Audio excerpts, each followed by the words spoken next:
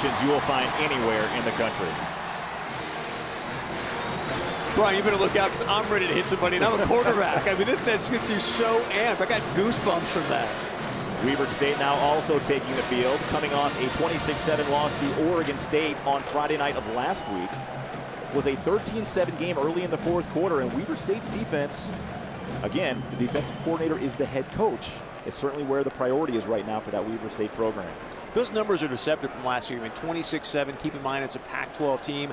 Oregon State got thumped today by Michigan, but that was in the big house, kind of expected. But I think that 26-7 score is misleading, much like last year's game against the Bison and Weber State when it was 24-7. A lot of people thought, hey, we walked away with that game. It was much closer than the 24-7 score indicated. Brian Shaw, Chris Berg joining you on NBC North Dakota Sports and on ESPN3. So thanks for tuning in and joining us here this afternoon for the Bison's home opener. The national anthem coming up here in just a couple of moments, courtesy of the Gold Star Marching Band.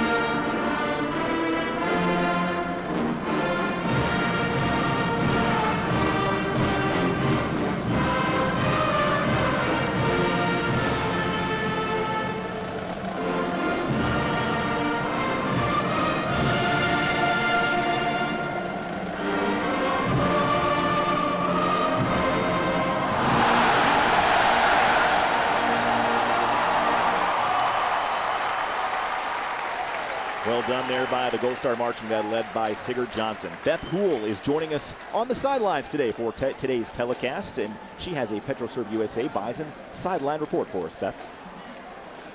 Hey guys, stout.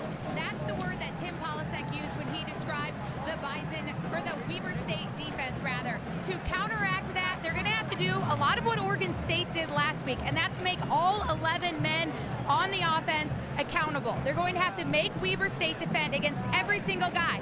No problem. That's the NDSU MO. They love making that quarterback a threat and threatening with that run game in particular. Where that comes into a problem this week is, of course, Carson Wentz and his mobility after that high ankle sprain. That's exactly where a high ankle sprain will threaten a player. Coach Polasek also telling me that a big part for this game will be Easton Stick's presence. You're going to see the redshirt freshman play in this football game, especially when it comes to being on the move. That's great because Easton is an athletic guy and he's going to have a great opportunity to make an impact in this game. On the defensive side of the ball, well, Coach Ince says that they have to get back to being the calming effect and the dominating performance that Bison fans and Bison Nation, and most importantly the Bison football team, has grown accustomed to predicting and respecting and expecting from the NDSU defense. Now, a big help in that is, of course, C.J. Smith coming back today.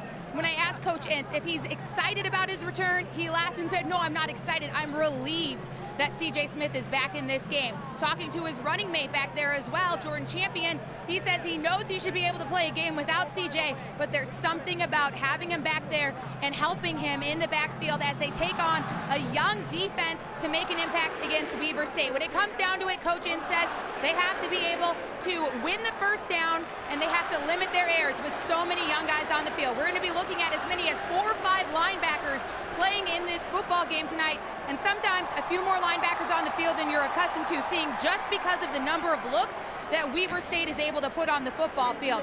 We've got a big game coming here tonight. Coach Entz is confident in his defense. Coach Kleiman is confident in the fact that this team has prepared really hard these last 2 weeks, and probably the hardest they've prepared all season so far.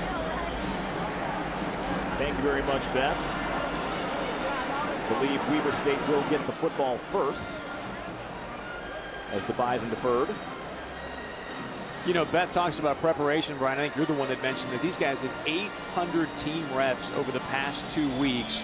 And if you know anything about going out to practice, that is a ton of team reps to take place, obviously, during the season. So these guys are well prepared to take on the Weber State Wildcats. Another area to watch for North Dakota State today is the offensive line. A couple of injuries suffered over the last couple of weeks. The big loss there is Zach Johnson. Big number 66, a junior, is not going to play today. So Zach Zemer, a redshirt sophomore from Lakeville, Minnesota, will make his first start. Jeremy Kelly's also been bothered by a hamstring. They're not sure how effective he will be today and how long he will be able to go today. So expect to see Tanner Volson, a redshirt freshman and from I think North Dakota. That should have people concerned. We talked about this defense is fast. These guys can close. If you're going to ask me, they're going to put 8, 9 guys in the box, let this Josh Burton run around the field like a rover, and let him even make some checks before the snap to put some real heat on the quarterback. Ben LeCompte's getting set for a Peterson Farm Seed kickoff. The Bison kickoff brought to you by Peterson Farm Seed, as well as a product lineup that'll give you every reason to stand tall. And this one boomed deep into the end zone. Drew Batchelor does not have an opportunity to make a play, and there were some heads rolling on that play on special teams. You can feel it today. These guys are ready to hit somebody with a different color jersey. You know, after 2 weeks of going against the same guys, it's like, look, just give me somebody else I can hit. Weber State will start off at their own 25-yard line. Matt Entz, the defensive coordinator, telling me earlier this week here's that Robbie his team, Grimsley. Yeah, Robbie Grimsley starting out, a true freshman safety. 800 team reps for North Dakota State defensively over the last 2 weeks in practice. Grimsley, a true freshman from Hutchinson, a 2014 Minnesota Mr. Football. Seeing action right away here on the first play of the game. Jadrian Clark is the quarterback for Weber. Inside handoff, taken down right away for a minimal gain. That goes to Trayshawn Garrett, a true freshman that's seeing some action. 3 carries last week against Oregon State. As we take a look at the Shield starting lineup, starting off with the NDSU defense. Nate Tangway, a very good game against Montana. C.J. Smith back in the lineup. He did not play against Montana when Trey Dempsey and Chris Board, a pair of 2 new safeties. That's an area of concern for the defense. We'll see how they hold up today. Second and long coming up here for the Wildcats. Handoff again, a little bit more room this time. Nice job by Nick DeLuca coming up and making the stop on once again. It's Garrett on the carry, and we have a 3rd and 6 coming up. Weber State last week against Oregon State, 0 for 13 on 3rd down. We'll see how that goes. This is the offense. Offensive line did not get a lot of movement last week. Keep an eye on number 1 wide receiver Cameron Livingston, an all-Big Sky performer a year ago, 83 career receptions. They also really like Eric Wilkes, a young running back that also played as a true freshman a year ago. Drew Batchelor was the best receiver last week for the Wildcats, 6 receptions, 51 yards against the Beavers. And it's getting loud on here. Play clock down to 2, and they're going to have to call a timeout. Late getting out of the huddle with Weber State, Chris. And Chris Board now in the game as well. So, yeah, Weber State, you know, I watched some game film on them, Brian, earlier in the week, and you watch their offensive scheme when it comes to their passing plays. I don't know if there really is a scheme. You watch these wide receivers, I have no idea sort of where they're trying to open up holes in the defense. So you got 3rd and about 5 or 6 here. Obviously, I believe they're going to be throwing the rock. The question is, what's going to be their strategies today to try to spread out this Bison defense and find some holes? One other little fun matchup to watch. The quarterback for Weber State, Jadrian Clark, a junior QB from Lakeland, Florida. His former high school teammate is Trey Dempsey, who was the starting safety here for North Dakota State. So those two getting a chance to square off. Sounds like here. They were texting throughout the week, too. And Jadrian was like, hey, Trey, what are you guys going to do to us? There's a look at Clark. 19 of 35 for 120 yards. He was sacked 3 times. Again, Weber State has not converted a 3rd down yet this season. 5 receiver look as they shift in to 3 receivers on the high side, 2 to the bottom side of your screen. Might be a two-man here. Here comes Clark across the middle, Great and play. guess who makes the play? Trey Dempsey. He Batting read it away on third down. He read his high school teammates' eyes and said, no, not today, Jadrian. That'll bring up a punting situation. Josh Kialamakia is the kicker and the punter. Very much like Ben LeCompte is for North Dakota State. 10 punts last week, 41-yard average. And this one hung up nice and high. Fair catch taken at the 30-yard line by Eric Perkins, the junior from Kewaskum, Wisconsin. And that's where the Bison will have it on their opening possession. Very good start for the defense, Chris, because they really struggled getting off the field on third down against the Grizzlies. And I was just going to say, great call there by Coach Entz. He just blitzed Pierre Gear-Tucker right there, the linebacker. He went two-man, so you can see these guys. They put some pressure on him right away. That's why he had to get rid of the rock. Trey Dempsey steps in and obviously knocked it down to now put our Bison offense on the field. Carson Wentz will start out behind center. And again, the speculation all week was swirling around whether Wentz would play after a high ankle sprain suffered against Montana back on August 29th. Motion man is Bonnet. This is what you want to watch today. Give inside and all sorts of room for King Frazier. And Frazier still on his feet past midfield down to the 48. Great run by King Frazier. And right before the game, when I wanted to say, Brian, watch today because you're going to see this defense put 8 or 9 guys in the box. And here goes King Frazier. Great job by the offensive line there to open this hole up. I think even you and I could have ran through that hole, Brian, but great job by King Frazier finishing it off.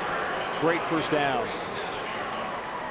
Finally dragged down by Carson Lillenquist after a huge opening run of 23 yards. Frazier 90 yards against Montana a couple of weeks ago. Back to the running game again. Chase Morlock tiptoes his way through the hole, dives ahead to the 45, pick up a 2. Nice job defensively that time as Lillenquist stepped in again. As we take a look at the Shield starting lineups for this NDSU offense. Wentz behind center. Jedry Sear, a former walk-on from Glendon, at fullback. The receivers hopefully get free today. R.J. Urzendowski and Zach Vra hoping to make plays happen. And then, as you mentioned, Zach Ziemer, the new left guard, getting his first career start. Joe Hegg. It'll be tough to find an offensive tackle anywhere in the country as good as Joe Hegg at this level. Former walk-on himself. Get inside again. Pushing the pile forward to the 40-yard line. That was more of a read option look for North Dakota State. As we look at the Weber State defense, and this starting lineup also brought to you by Shields. As you mentioned, Chris, the real guy to watch on this defense is Josh Burton, the free safety. All Big Sky performer. Had an interception for a touchdown last week. Jake Gallegos, a transfer from Utah State, getting his first opportunities as well. Both those guys can play, and again, keep your eye on number 7 the entire game. He'll be roving around the field the entire time. Burton also led the team with 10 tackles against Oregon State last week. Wentz, short drop, fires, caught on the slant. Perfect. Right in the breadbasket of R.J. Urzendowski, and that will move the chains up to the 32. Great to see that early. Get his confidence up. Nice 3-step drop. Great completion to R.J. Carson thinks, okay, I'm comfortable now. Take a shot. Let's get this thing going. And the Bison offense has been one of the best third down teams in terms of converting over the last couple of years, but just 5 of 14 against Montana.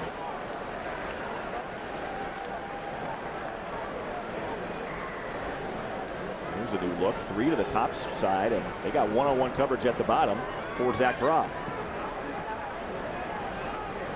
Wentz fires, and this one deflected at the line of scrimmage. I think it may have been Gallegos who got his hands in the air. Also in the area was Yosua Oketa. But again, good news there. Nice pocket there for Carson. Nobody touching him. He's going to continue to build his confidence with those short drops and having nobody around his legs. It was Gallegos who got his hand on it.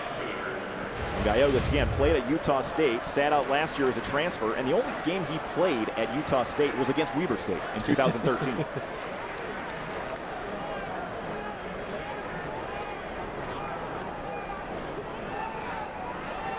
Play action again. Wentz there has an open receiver and delivers that one to Chase Morlock. Morlock down to the 27-yard line will bring up 3rd and 5. Great call there. I think you're going to see a lot of play action today, Brian. They're going to continue to sort of ground and pound when the opportunity shows itself, obviously, due to play action. And there was a couple guys open. Vra was open deep there as well. Wentz Williams dropping that one off to Chase Morlock, who caught a touchdown pass at Montana, the junior from Moorhead, Minnesota.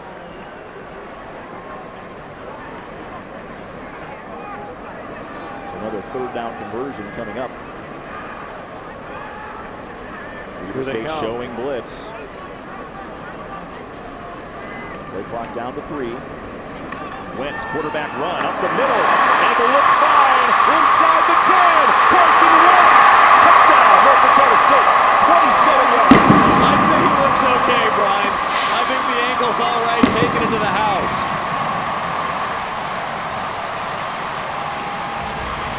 7 plays, 70 yards, and Carson Wentz in the quarterback run game makes some cuts inside and darts in for a touchdown.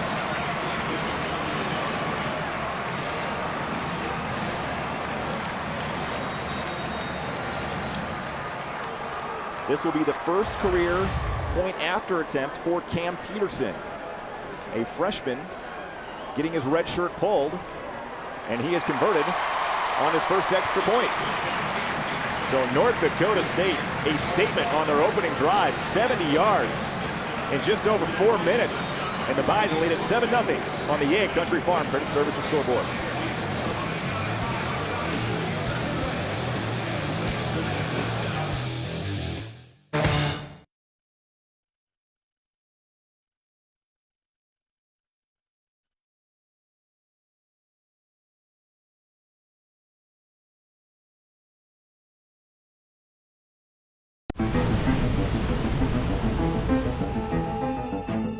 They're coming.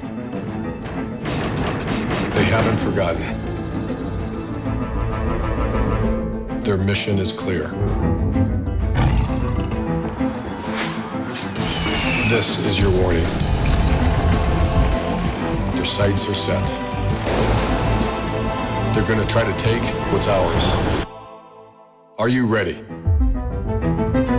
Tyler Jangula and his family for what he did, not only in North Dakota State program, but certainly in the community.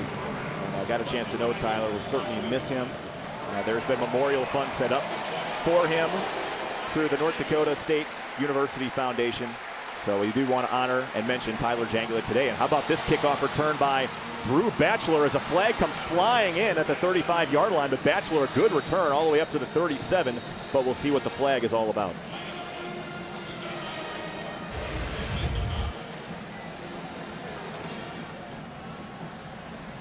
Big hole right at the sideline, just keeps going. We'll find out what this flag is, if they're going to start here on the roughly 35-yard line or not. Brian, I want to go back to that touchdown play, because if you watch what happened there, Weber State blitzes a couple linebackers. And then you see Carson Wentz, we've been talking about all week, the bum ankle, and basically goes 27 yards untouched. During the return, illegal block below the waist. Number 38 on the return team. Half the distance to the goal. First down, Weber State. So Chandler Tunney, the guilty party on the block below the waist, and that will really back up Weber State all the way to the 13. Take a look at the run here, Chris, end zone. So they bring the linebackers. Here goes Carson, basically untouched. And the reason this is such a big play this early in the game, because now you've got the defensive coordinator going, wait a second, I thought the kid was hurt. He looks fine to me. We may have to make some changes in our strategy here. Beth Hool on the sidelines as a PetroServe USA Bison sideline report, Beth. Yeah, guys, listening to the Weber State players on the sideline, two of the players looked at each other right in front of me and said, so much for that hurt ankle, with a chuckle. The other one said, yeah, I wasn't planning on that being a factor. Of course, Bison fans excited to see it as well. Weber State maybe not quite so excited. Thank you, Bev. And yeah, that just gives the defense now another element they have to worry about, as Brian Schatz came in and absolutely obliterated quarterback Jadrian Clark to set up 2nd and 13. 5 receivers once again in the set here for the Wildcats.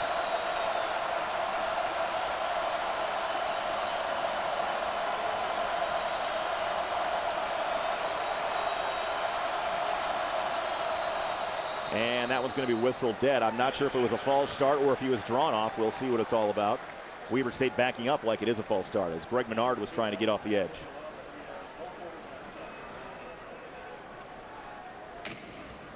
After the snap, false start, offense, number 55.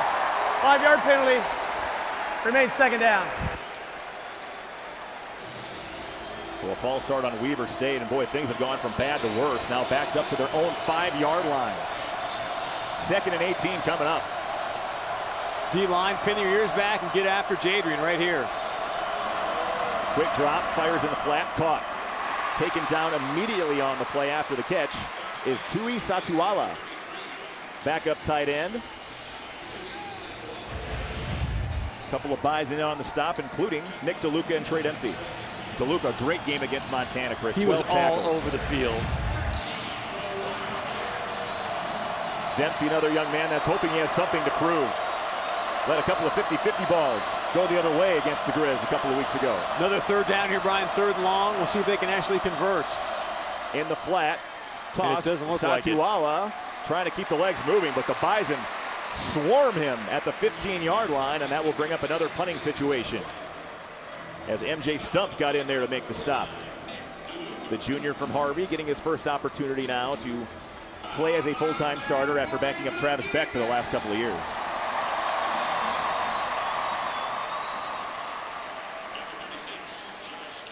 This punt, you presume, going to give the Bison offense great field position to start off their 2nd drive. Eric Perkins back again, rugby-style punt. This is a low liner that will bounce at about the 45 and will go out of bounds around the 42-yard line, and that's where the Bison will have it. And today's game brought to you in high definition by Parents Lead, providing tips and tools for conversations that matter.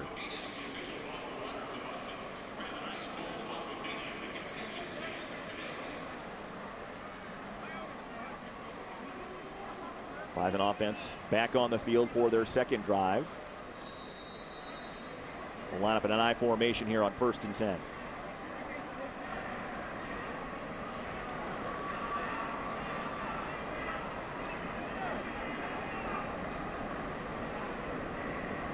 Stretch play to the high side. King Frazier has room. Nice backside pursuit by Weber State after a 3-yard gain. Taken down to the play by Jonathan Carlson.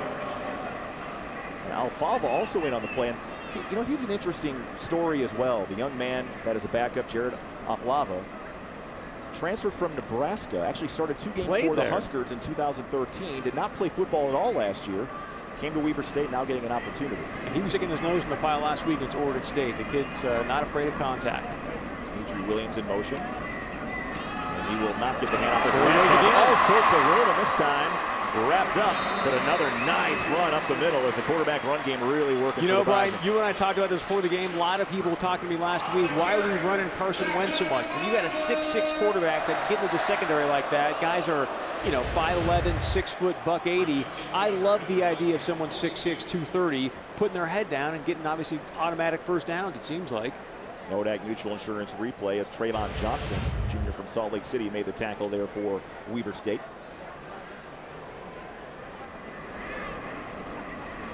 Connor Wentz, the motion man. Give inside.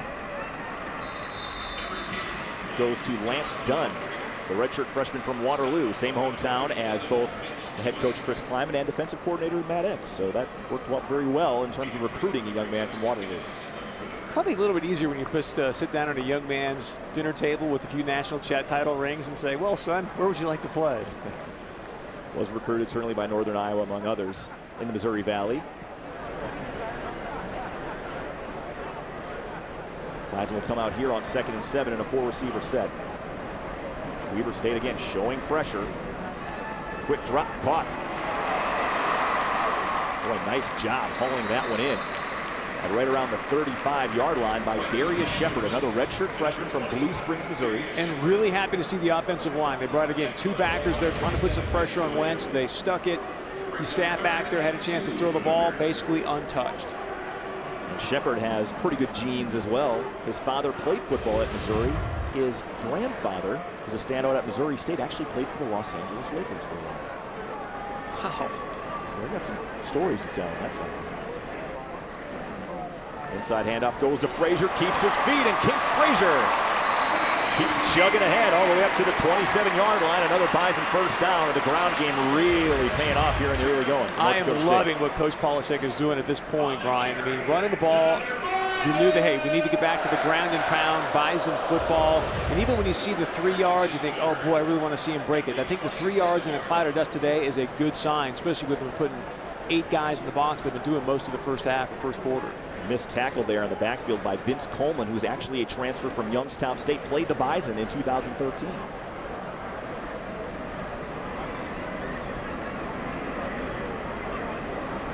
That's quick drop again, fires right on the money to Zach Claw, close to another first down, and he's got it down to the 16-yard line. This Bison offense looks very crisp, Chris, on these first couple of drives. They look fantastic, and Taron Johnson out there playing DB on Vrah, giving him way too much space. And NDSU in the Superior Inc. red zone for the first time today. Bison getting in and out of the huddle very quickly. Right back to work. Inside goes to Frazier. He finds more room. Flag comes in as he is taken down. And the ball is still alive. Taken by Weber State. And wrestled down at the 25-yard line by Darius Shepard.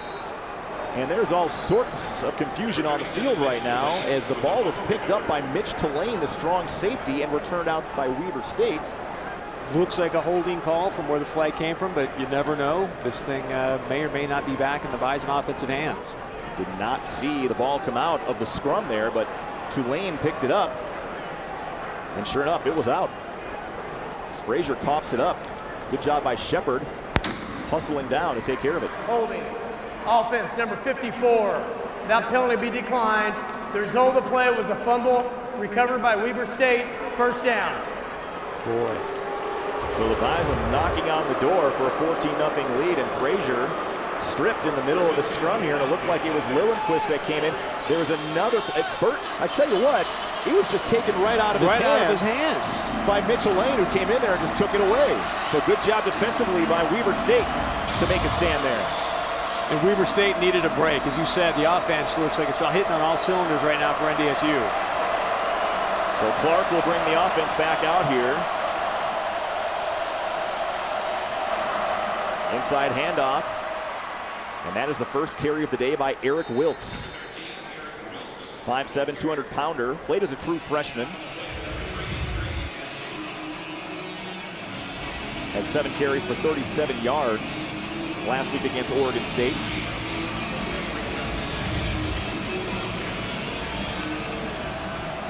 And Grimsley will come on here on 2nd and 2 as Chris Board will head to the sidelines.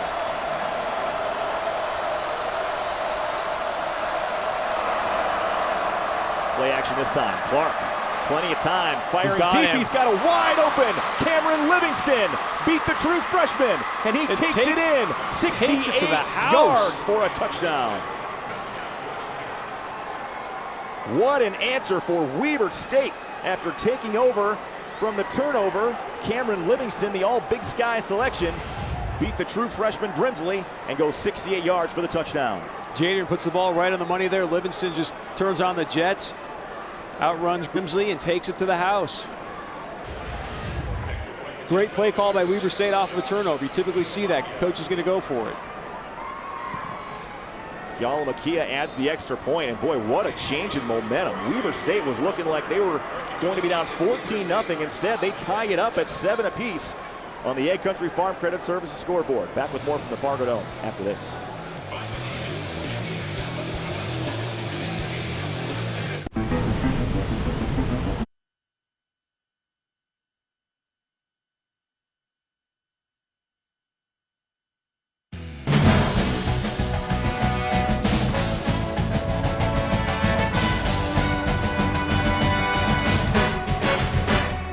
Network. Bring you Bison football here today. Our first of many broadcasts we'll have for you. Brian Shaw and Chris Bird. And Weber State ties it up. 2 plays, 76 yards in just 44 seconds, Chris. And boy, that has really kind of taken the air out of the crowd a little bit here at the Fargo Dome. What a turn of events. You watch them just driving down the field. The Bison offense, they look, hey, these guys are unstoppable. King Frazier fighting for a couple extra yards. As you mentioned, the strong safety Tulane comes in, just snatches the ball right from him. You and I both like, wait a second, what just happened? Next thing you know, Weber State's got the football, and nice throw, by the way, from Jadrian Clark to Livingston. And he had time, Chris. Good job by the offensive line protecting the quarterback. Yalamakia On for the Peterson Farm Seed kickoff. Kickoff your playing season with Peterson Farm Seed. And Keala, a nice kick deep into the end zone. And taking a knee is Dimitri Williams, a true freshman from Rosemont, Minnesota. We'll be back with more action from the Fargo Dome coming up after this. Watch ESPN.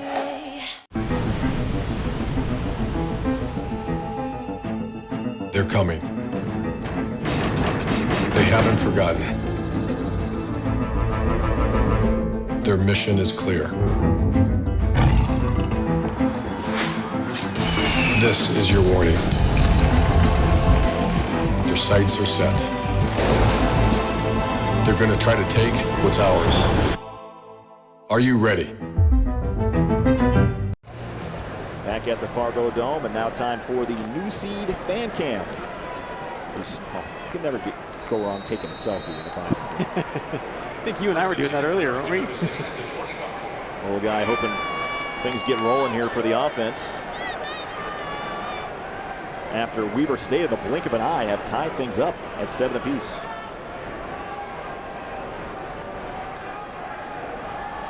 Another big run up the middle. Chase Morlock picks up 9 yards all the way to the 34. And you notice King Frazier not in the game. He's not even on the sideline. He was holding his wrist. He is in the locker room as they're taking a look at what the issue might be there. So now it's going to be Morlock, Dunn, and maybe Bruce Anderson, the true freshman, that see some carries here today. Bruce got a couple carries last week, or excuse me, a couple weeks ago against Montana.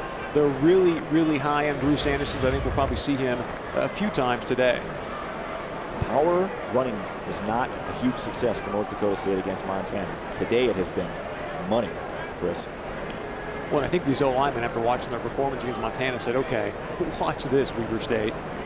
Power again, and Morlock keeps his feet. Tough running as he follows his blockers, plows ahead all the way up to the 43. Good enough for a first down. Tulane in on the stop again. Again, what was that, a good 5-6 yard run, right? Power eye. 5-6 yards a crack and a cloud of dust. Everyone's happy with that. Kodak Mutual Insurance replay.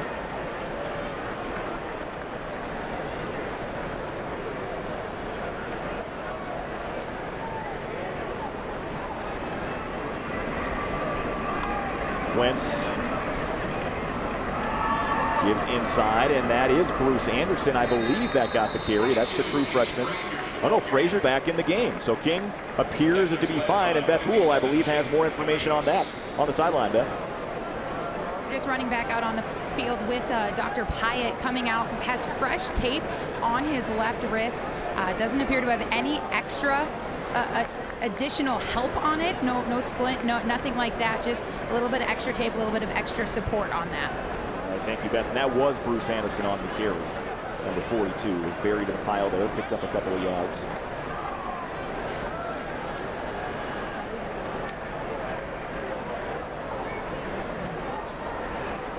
Wentz swings it out to Dunn. Dunn cuts it back up. Nice backside pursuit again by Weber State. Tracking him down was the big man, number 99, Felipe Sitake. He can move for a big man down there. And Sitake, a freshman, but joined the program just this last spring, was actually on a mission trip to Tonga. And a lot of these players, over half of them, have been on mission trips to other places throughout the world and throughout the country. The school Weber State founded by the Latter-day Saints.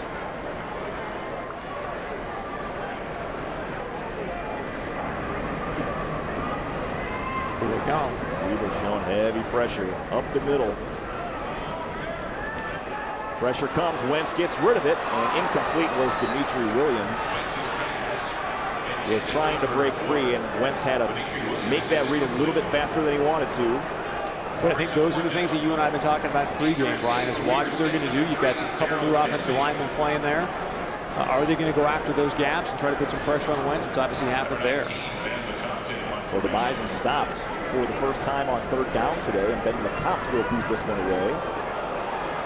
Low spiral, bounces, and stayed in bounds, I think, and then finally went out at like the 3-yard line. So somehow Ben LeCompte is able to scoop that ball on the sideline and bounce it all the way to the 5. That was a big-time punt. I don't know if we'll be able to see it here on replay, and he had some pressure on him there to get that kind of kickoff. And yes, he got a nice roll, but even to get that kind of kickoff, great kick by Ben. Nodak Mutual Insurance replay as we take a look, and this ball just looked like he was going to go out of bounds right around the 20-yard line. The returner, Darrell Denby, didn't want to touch it because he thought it was going out. And a Bison roll, to say the least, there on the Fargo Dome turf.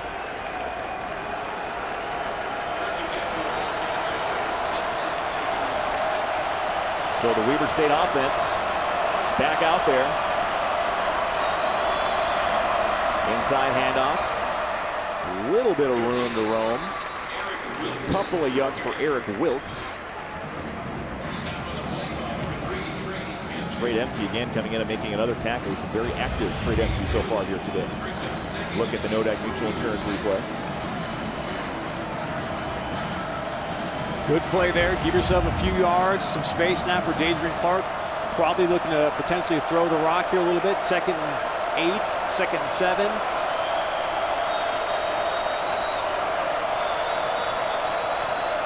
Saduala was the man in motion. Clark's got time, surveys, fires again, and an open receiver is once again Cameron Livingston.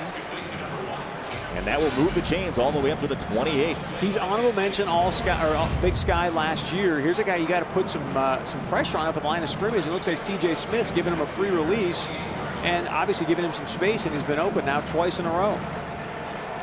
So Livingston already having a really big day. Almost 100 yards receiving off the 2 catches. 5 receivers. Empty backfield for Weber here, as I believe time is going to run out in the first quarter before they get the play off. And that will do it for the first quarter. North Dakota State a strong start. Weber State gets the turnover and has tied things up. We're tied at 7 as we head to the second quarter from the Fargo Dome.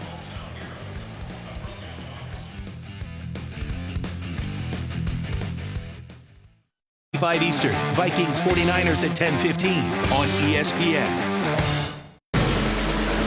Before the days get shorter and the beards get longer. Before temperatures drop along with the RAs. Before we never saw them coming. Before we never forget. They have to survive September. Sunday Night Baseball, presented by Taco Bell. Royals-Orioles at 8. September rules on ESPN. 68 of them on that long touchdown pass play, and the turnover really hurt North Dakota State. Big time. We were just talking about this, Brian. Cameron Livingston, if you watch, when he's out there, CJ Smith has been on him most of the game, but you've got to get up in his face and put some hands on him before he gets off the line of scrimmage. Motion man is Drew Batchelor. Play action. Clark fires. Batchelor over his head, incomplete. Jordan Champion on the coverage for North Dakota State will bring up second down. Great coverage there by Jordan Champion. He was all over him.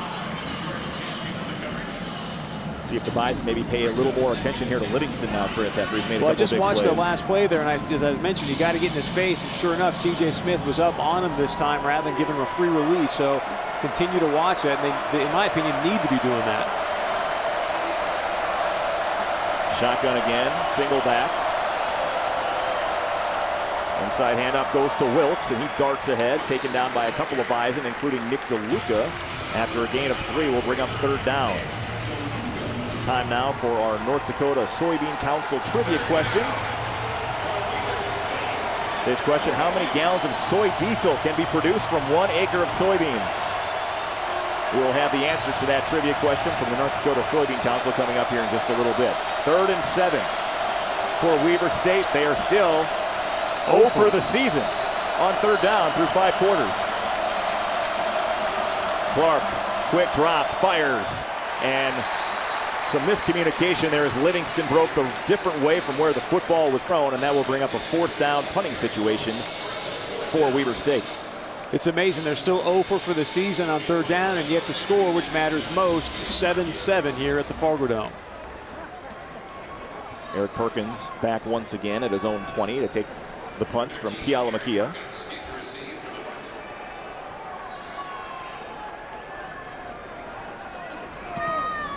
And this one off the side of his foot. Perkins calls for the fair catch and makes it at the 22.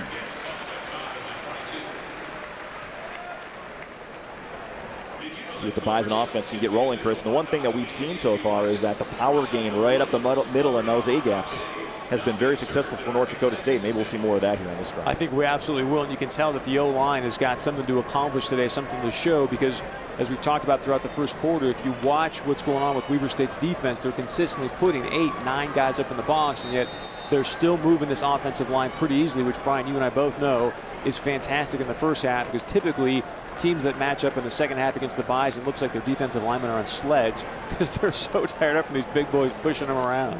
One thing we've also seen from Weber State is a lot of different personnel packages so far here in the early going. A lot of multiple fronts. Wentz, play action, has plenty of time, fires, and this one is caught, I believe, by Urzadowski. And the official says catch. Weber State saying no, and I think they might want a review on that. Taron Johnson on the coverage for the Wildcats. It almost looked like a simultaneous catch between the two players, didn't it? Take a look at the Noda Mutual Insurance replay. It sure did. And might be tough on a replay to see if he actually lost the football. The Bison are up ready to snap it, so they may not have a chance to look at it here.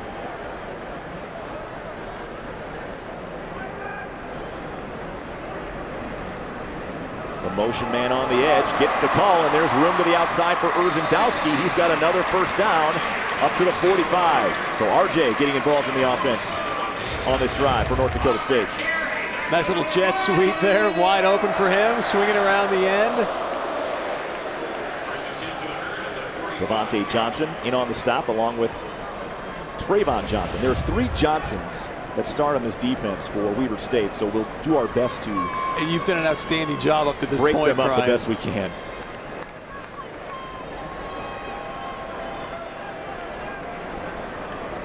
Two tight ends, 2 receivers, single back is Lance Dunn. And Carson Wentz did not like what he saw. Play clock winding down to 2, and he will call for a timeout.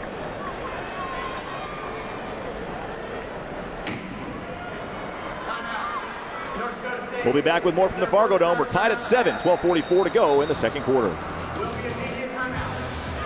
Volume speaks volumes, reminding you that one drink isn't always one drink. Speak volumes, bringing you this high-definition broadcast here this afternoon.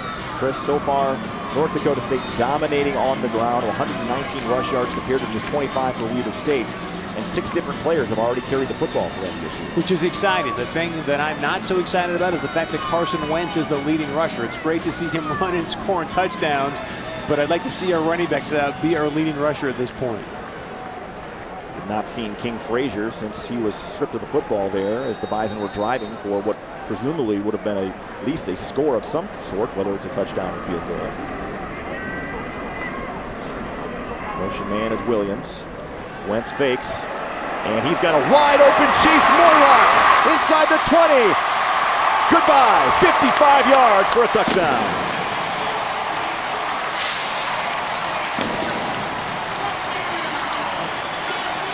Well designed, well executed, Chris, by NDSU. Noda Mutual Insurance replay.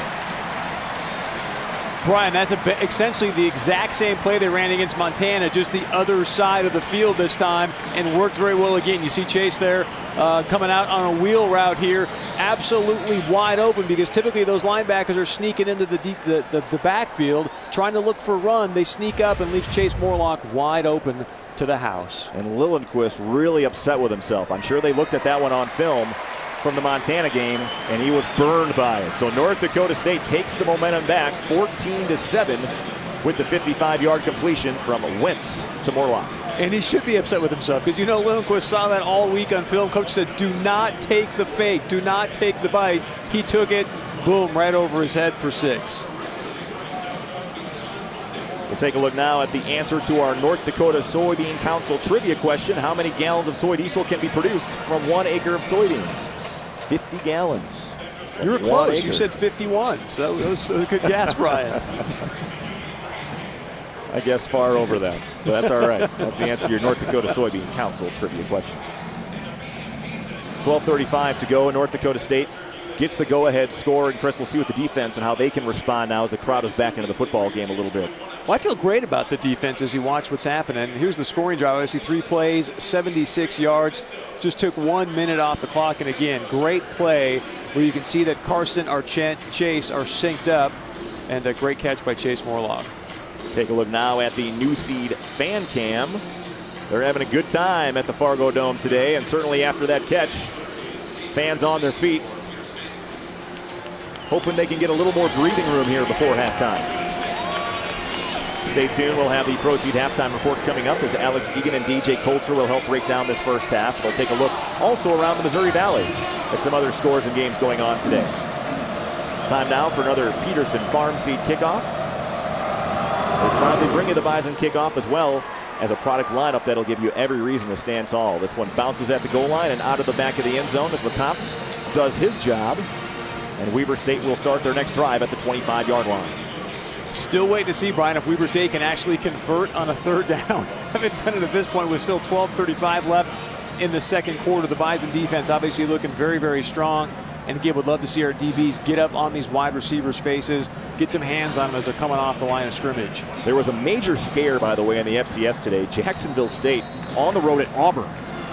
Had Auburn down big late in the game. Auburn able to tie it up in the final minutes, and Auburn wins in overtime, 27-20. But that just shows the parity that even the top programs in the FBS to the top programs in the FCS, it's not as far of a gap as people might think.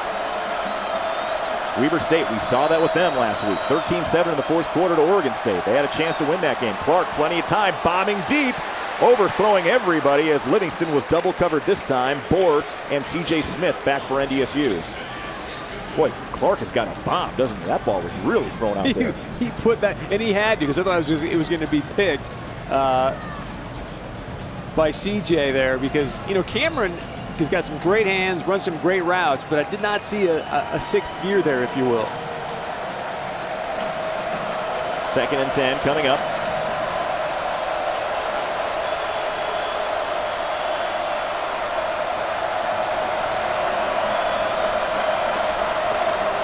Inside handoff. Nate Tanguay slowed him down a bit as Trayshawn Garrett got the handoff and tackled by Nick DeLuca after a gain of 1. Maybe a yard and a half. DeLuca again just sniffing out the football. He just has an outstanding nose to be there. So another third down opportunity here for Weber State. 3rd and 8. Let's see if they can convert their first third down of the season here. They have gone 78 minutes of game time without a third down conversion. Bison bringing pressure. Stump on it. Here comes the throw as he was drilled in the backfield. Nice job by Brad Ambrosius applying the pressure, as that pass was incomplete. MJ Stump also get on there to put some pressure as we take a look at Clark, whose time ran out in a hurry. Boom! Great hit. Love to see Ambrosius bringing that. Weber State in another punting situation. Keala Makia, low liner, taken by Perkins, spins out of one tackle and then dropped right at the 40-yard line. Nice open field tackle by Grant Geary, a senior from Sandy, Utah. The Bison in good field position once again, leading by 7 on the 8 Country Farm Credit Services scoreboard. 11:36 to go in quarter number 2.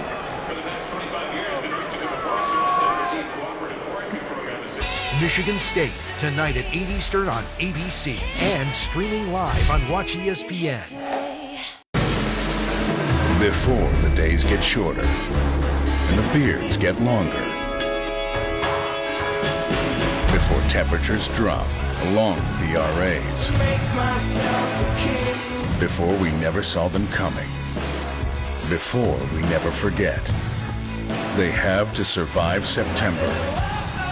Sunday Night Baseball, presented by Taco Bell. Royals-Orioles at 8. September rules on ESPN.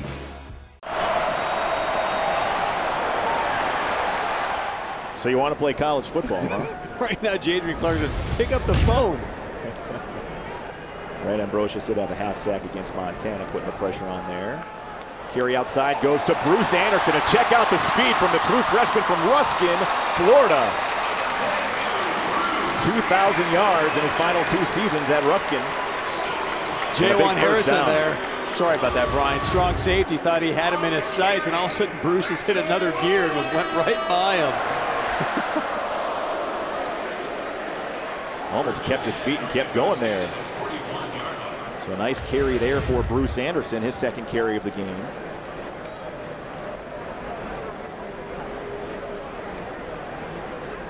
Goes for almost 20 yards on that run. And Sear, now he settles in at fullback. Play action. Wentz eludes pressure, firing downfield, and this one is incomplete. Good coverage on the play by Devontae Johnson, who was stride for stride with R.J. Urzendowski. Wasn't much there, and Wentz put it right where it needed to be to ensure to give Urzendowski at least a chance, but make sure it doesn't get picked as well. Wentz showing off his arm strength as he was able to elude the pressure. And I tell you what, again, you look at that Josh Burton there. You know, he was up pretty steepy, if you will, before the snap, and all of a sudden he can cover so much territory when that ball was in the ground. He was right there.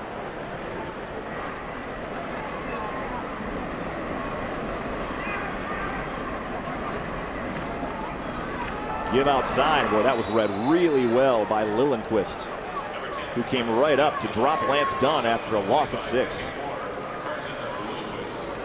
He just hit the gap right there on that blitz, and wasn't much the O-line could do.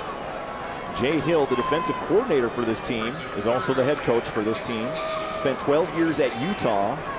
Actually coached under Urban Meyer when he was still at the Utes program, and brings a good defensive mind, also a very good recruiter in the state of Utah. Lillenquist, just a redshirt freshman. A lot of young players on both sides of the ball here for Weber State as he tries to rebuild the program. As Tim Polasek said, we're scratching our heads on how this team only won 2 games last year. They can be a physical team. Inside screen, Chase Morlock eludes one tackler, and Chase Morlock is still going down the sidelines. Chase Morlock, touchdown, Bison.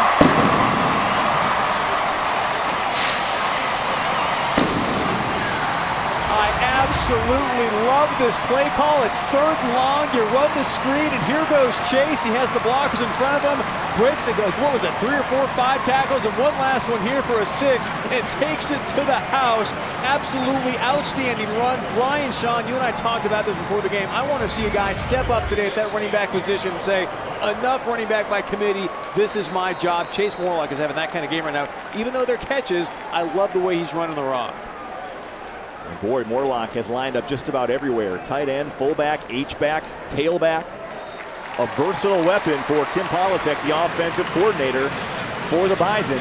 And he has a couple of long touchdown receptions here this afternoon as Cam Peterson adds the extra point. It's 21-7 NDSU.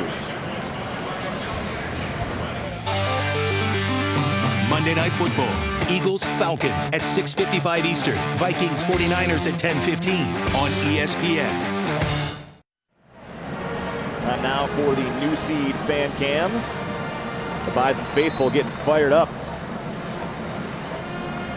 140 passing yards, 133 rushing yards. Good balance for the Bison. 273 total yards of offense here in the first half. To Weber State, 126. And again, to go back to Chase Morlock in that last call, 3rd and long.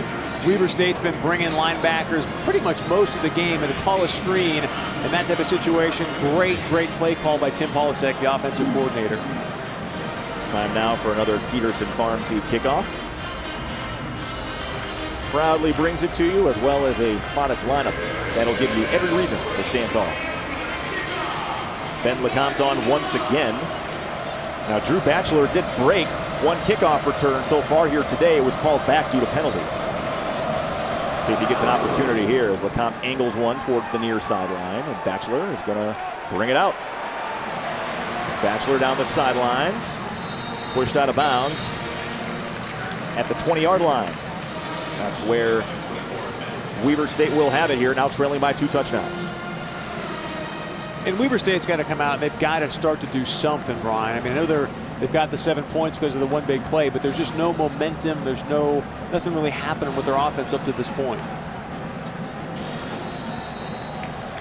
Just 27 rush yards so far here today. And again, that was an area of concern last week. Just 58 rush yards at Oregon State in a 26-7 loss. Saduala, the man in motion, give inside, and nice run there as Trayshawn Gipp finds a crease to the outside, picks up 4 yards up to the 24. He's a true freshman out of Palmdale, California, and you hear about Jay Hill speak about Trayshawn. They say, hey, this kid is a stud. We're very happy to have him here at Weber State, and they think great things are going to come from him. Again, Zach Smith, another running back they really like at Weber. Did not play last week. We didn't think he was going to play this week due to injury, and he has not seen the field. Play action. Clark steps into this one. And again, miscommunication as Livingston cut inside. The throw was outside, incomplete. Brings up another 3rd down. You know, again, nice pressure there from the defensive line, but nothing that's going to make Jadrian say, oh, wait a second, I got to start to scramble, get out of the pocket. I think there's no rhythm right now to this offense. And obviously, it helps when you got guys like Ambrosius making you want to pick up the phone with quarterback sacks like that. So Weber State on the season, 0 of 17 on 3rd down.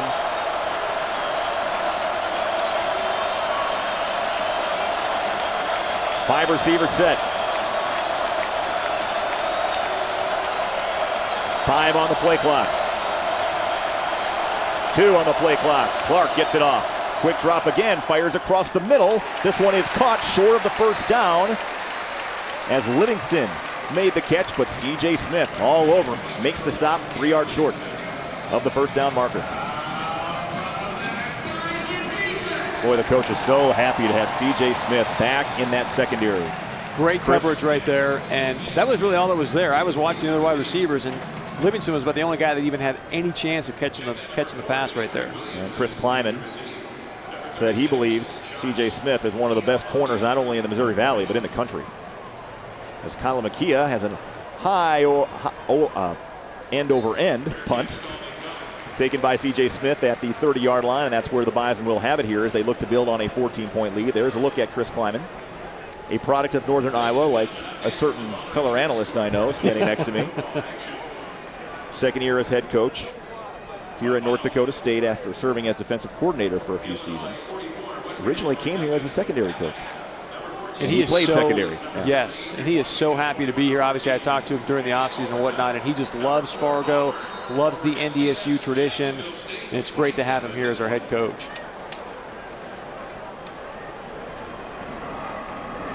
Bison come out with 7 men on the line of scrimmage.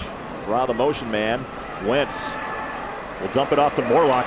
No one within arm's reach of Chase Morlock, and he is inside Weber State territory. Runs over Devontae Johnson at midfield, and Bison really getting a lot of mileage out of number 25 in the receiving game today.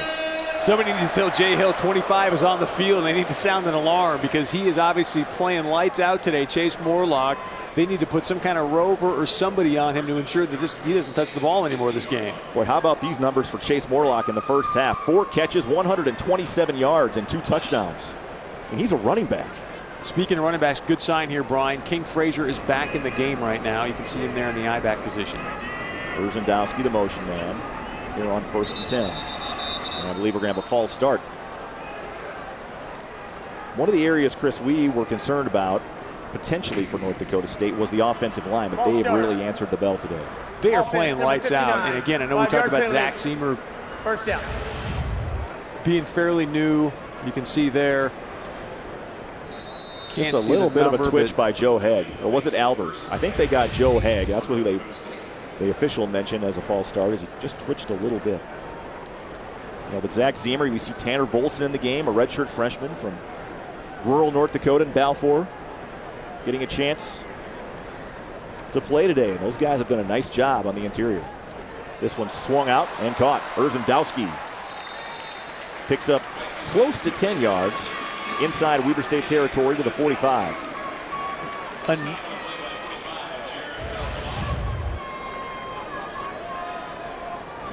Another great play, Paul Bryan. I mean, if you watch what's happening here, there's just so much space for the wide receivers, for Chase Morlock. Once they get the ball in their hands, plenty of room for them to run. Back to the ground game. Frazier puts his head down. Bulls ahead, going to be just short of a first down, up to the 41. Beth Houle on the sidelines for us today has a report. Beth. Hey guys, that's right. You're talking about this offensive line and how impressive they've been when we were worried about them a little bit coming into this game. Standing on the sidelines, hearing them when they come off the field. Zach Zemer, one of the first guys looking to dissect things, improve, and get better with all the other new guys out there. They're continuing to improve, looking for the best thing in each next snap. The Bison will put the jumbo personnel in here on 3rd and 1. They'll hand it off to Morlock. Boy, I don't know. I think he's short. Either. I don't think he got there. They're going to need a good spot to convert this one. And Jawan Harrison came in. Really nice job by Gallegos. The nose tackle was able to get some penetration and blow that thing up a little bit. And Chris Kleiman will punt it on 4th and 1. The fan base trying to urge the head coach to go for it here, but Chris, I think, with 6 minutes left in the second quarter and a 14-point lead, is going to. And oh, by the way, an All-American punter, that doesn't hurt either. So, you can pin him back deep, and the defense is playing lights out. So, pin him inside the 20, get the ball back with good field position, assuming you stop him and go back and score. You see Easton Stick on headset there, and the speculation was maybe that Easton Stick would make his debut today, and Chris Kleiman is changing his mind. He is going to put the offense back out on the field here in 4th and 1. And Connor Riley, the offensive line coach for NDSU, was jumping up and down saying, guys, we got to move the pile here on 4th and 1. And I love this call. We talked about this when we played against Montana, how the coach at Montana, hey, it's 4th down, we're going to go for it. You're inside your own 50, obviously, in their side of the field. Go for this thing, especially the way they've been pushing these guys around on the offensive line. The Bison 2 of 4 on 4th down so far this season. Let's see if they maybe just, and there's players still running on the field here for Weber as they had a returner in the game. Now they're trying to get organized. Wentz, handoff to Morlock, and he moves the pile just enough across the 40-yard line for a first down. Weber State had some confusion there as they had a returner on the field and were running defensive linemen on at the last moment. Still almost came up with the stop. You just watch the way they move that pile, Brian. You get the feeling this offensive line, we've talked about it throughout the day, but they've got something to prove, and you could feel even on that play right there, they were not going to be stopped, and clearly they weren't. LeGrand Toya, another redshirt freshman from Riverton, Utah, made the stop. Actually a really good rugby player from what I'm told. Wentz, time in the pocket, fires on the out. Boy, I don't know if that ball was caught, but if it was, it was a spectacular catch by Zach Vra. Wow. Or was that Morlock? Morlock caught that. Wow. Scooped it before it hit the turf. No, that was Vra. That was Zach Vra. And he did get underneath that football. Wow, how about the hands on number 82? Great catch. And Wentz kind of motioned over to Vra because he came off the field and was hurt. Still bent over a little bit. The previous play on the sideline is under further review. And they're going to take another look at it, but from what we saw, Chris, this is going to stand as a completion for NDSU. It looked like in the replay there that Zach got his hand underneath it just fine and had possession once he settled. How about that catch from Zach Vra? Wow. I know, watching it live, there's no way. Yeah, I was like, scoop that up off the ground. Boy, pretty good coverage there by Taron Johnson. I mean, what do you do as a defender there? I mean, he was in the perfect position to make a play on the ball, and yeah, I think that's a catch. Looks like Vra's leg may have got rolled up on a little bit as he came up with the reception. Was kind of bothered by a hamstring a little bit in fall camp and did take some practices off. Ooh. And he is reaching towards that shoulder area. And again, Zach Vra is playing with metal in his chest. He had a couple of collarbone breaks earlier in his career, which is why he's a sixth-year senior, because he had 2 years lost due to medical reasons. And he's just kept this steel plate in his collarbone area to protect against the injury. I asked Zach earlier in fall camp, are you going to have that removed when you're done playing? He said, if it doesn't bother me, I'm just going to keep it in forever. That's his plan. So hopefully it's not a collarbone issue there for Vra, who's certainly had his fair share of those in the past. And clearly we don't know, but it looked like he was automatically reaching in that direction there at the end of that play. So we'll keep you abreast on Mr. Vra. The ruling on the field of a completed catch is confirmed. Not only does it stand, it's confirmed, meaning he did catch that after taking a further look at it. Great catch by number 82. 2 receptions on the day, 19 yards for Zach Vra. Oh, Tim Polasek so happy to have him come back for a 6th year because the receiving core got a little bit thin. Kerry Woods left the team. Didn't have a lot of experience there, and having Vra along with Urzendowski and a couple of redshirt freshmen, Kayvon Hawkins and Darius Shepard, now gives them a little bit more depth. Bruce Anderson taken down right away. Nice job on the outside by Trayvon Johnson. Took down the true freshman. That will bring up 3rd and 3. Think they run Wentz here, Brian, or what are your thoughts what they're going to do here on 3rd and 3? We saw a lot of quarterback run early. We have not seen a lot of it here lately. So I'll be curious to find out what Tim Polasek dials up here. Dimitri Williams, another true freshman on the bottom side of your screen, number 4.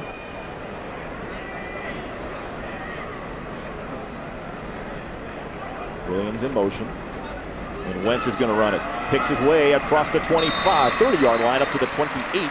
Good enough for a Bison first down. So, Chris, there it was. He's so hard to stop at 6'6", to get 230, and then you've got these guys running around for the fake, jet sweeps and the play action and the reads that he has. I don't know, 3rd and 3, how you stop a quarterback like this? Good blocker by Jeremy Kelly, sealing off his man, and Wentz followed him right up the hole, and Trayvon Johnson another tackle. Play action again. Wentz, wheel route to Bruce Anderson, and he could not haul it in for the touchdown, but boy, he had a step on Lillenquist. Same play that Chase Morlock scored on earlier this quarter. Outstanding pass from Carson Wentz. Bruce Anderson, as you're going to see here, he's got almost a couple steps on Lillenquist, puts it right there, and Bruce Anderson being a running back, you know what, over the course of his career, he's going to get coached up. He'll catch that probably even next time or definitely this season. When asked about pulling the red shirt from Bruce Anderson, with the Bison seemingly pretty deep at tailback, the thought was, well, Bruce just does some special things with the ball in his hands. And we want to utilize those skills already this season. Wentz fires on the slant. And a flag comes in late as it looked like Vra was contacted early on the play by Corey Wilson. See if we can show you a replay on that, but from up here, Brian, that looks like that's the right call. He was a little bit early there on Zach Vra. Good timing from Wentz and Vra there, and it would have been a completion, I think, if he doesn't get hit just a little bit early there. And Wilson is another true freshman in this Weber State program, and I think he felt he timed it pretty well, but just the result of the play is an incomplete they're going to pick it up. There was no foul for defensive pass interference. So they're going to pick up the flag, and Chris Kleiman wants an explanation down on the field for that. This is another good looking true freshman athlete, though, for Weber State. Corey Wilson certainly looks the part. Everything you read about this team, the coaches keep saying, hey, we're young, but we're close. Just give us a few more games. And I think once this team starts getting that mentality to win some close games, they're going to flip the switch, and you'll see a lot more W's at Weber State. Again, they were picked to finish 11th in the Big Sky, but based on what we've seen, if they can get the offense figured out a little bit, they can be pretty dangerous in the Big Sky this year. Wentz gets rid of it. In the flat to Morlock. Not much room that time as the Wildcats were all over it. Aflava along with Johnson.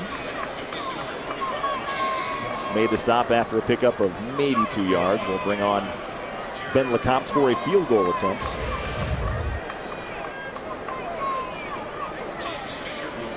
You see the closing speed there from Aflava.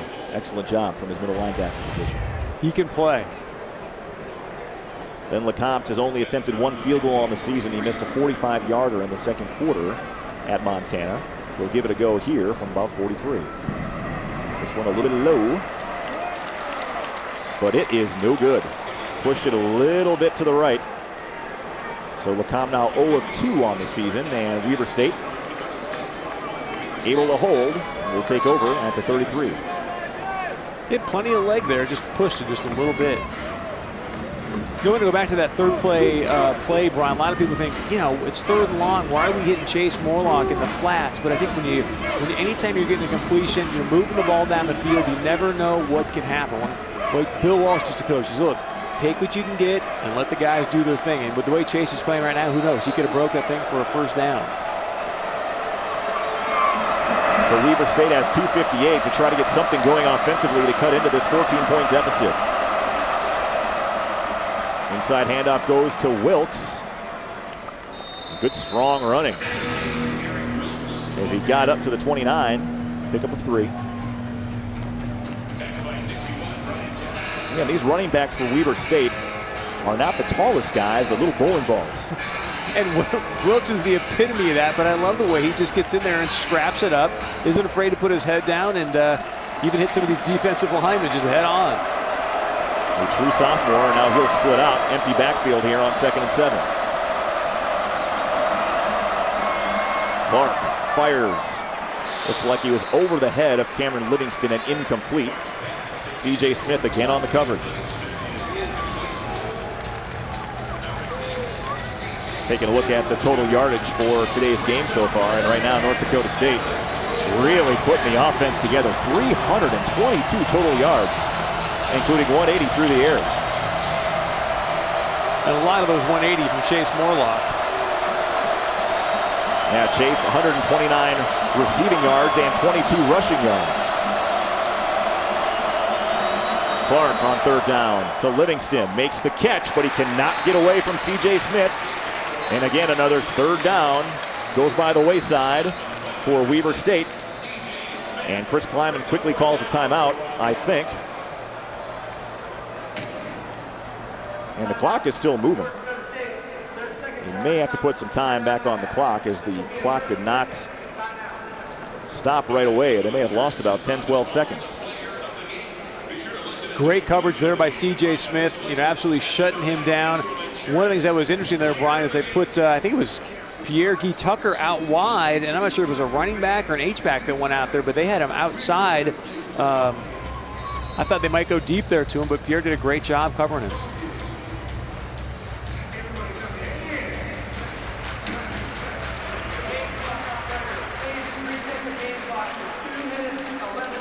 Yeah, I had thought that quite a bit of time had come off the clock, so they'll reset the clock from 1:58 to 2:11, so that gives the offense a few extra seconds to try to get down the field and maybe get in the field goal range again.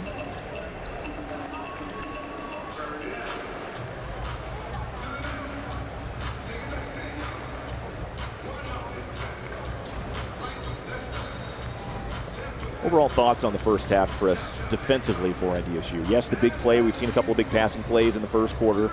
The true freshman gets beat. That's going to happen from time to time. But overall, they've done a pretty good job locking things down today. I think they've been outstanding defensively. The one thing I like to see a little bit more of is having their cornerbacks, again, get up in these wide receivers' faces so it's not such an easy release off the line of scrimmage. Maybe that's an adjustment they'll make at halftime. Matt Entz said, you know, we didn't play as fast as I would have liked to have seen against Montana. Hopefully we can get that figured out today and have guys play with a little more confidence, a little more swagger. Perkins calls for the fair catch at the 22, and Robbie Grimsley came off the edge and went flying into the leg of the punter, but he was blocked into the punter.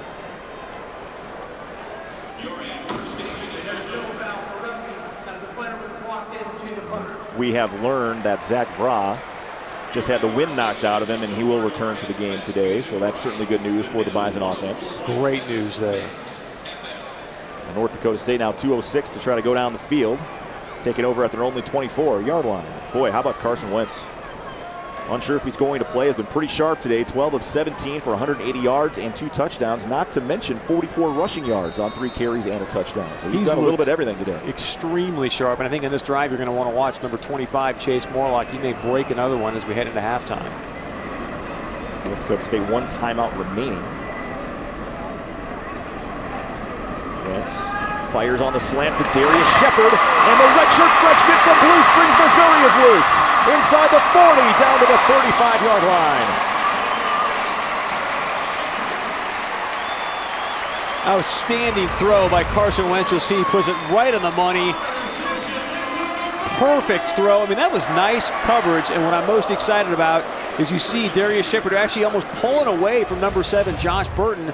Darius found another gear. And Burton has really not been the factor today that he was a year ago. Inside screen to Morlock.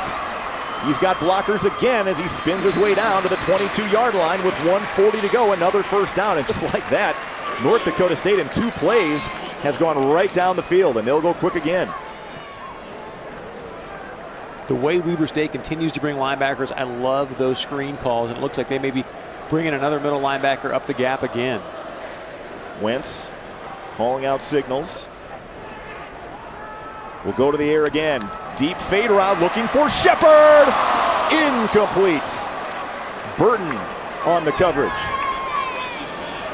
Also back deep for Weber State was Exil Carey.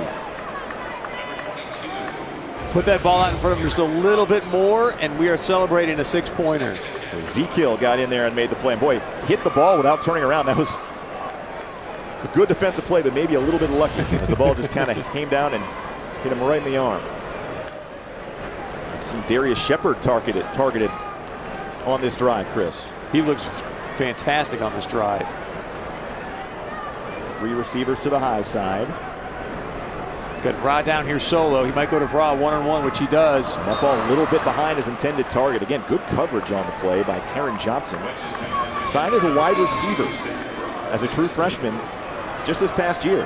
Came into camp and said, nope, you're going to be a corner. And it's worked out well so far here for Weber State. That's a ball that Carson Wentz wants back. He knows he had Zach Vra. Vra had a step on Johnson there, and Wentz just put it behind him for some reason. So 3rd and 10 coming up with 1:17 to go. Lance Dunn into the game at running back.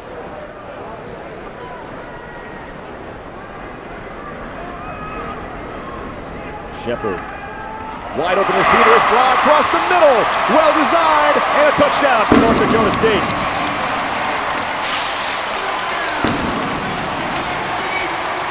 I got to tell you, Carson Wentz off that fly sweep fake, he's dangerous. That's his, what, 2nd touchdown pass off the similar look today. That time he hits Vra heading up the seam and puts it right. I don't think Vra knew that was coming.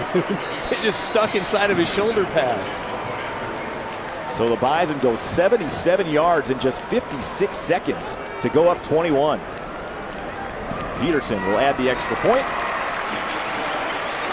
And the Bison take a 28-7 lead, and that play was well designed by the offensive coordinator, Tim Polasek, freeing up his 6th-year senior as you take a look at the Nodak Mutual Insurance replay. There's that fake off the jet sweep again, and Vra's like, whoa, here it comes. Sticks right in his shoulder pad and takes it to the house.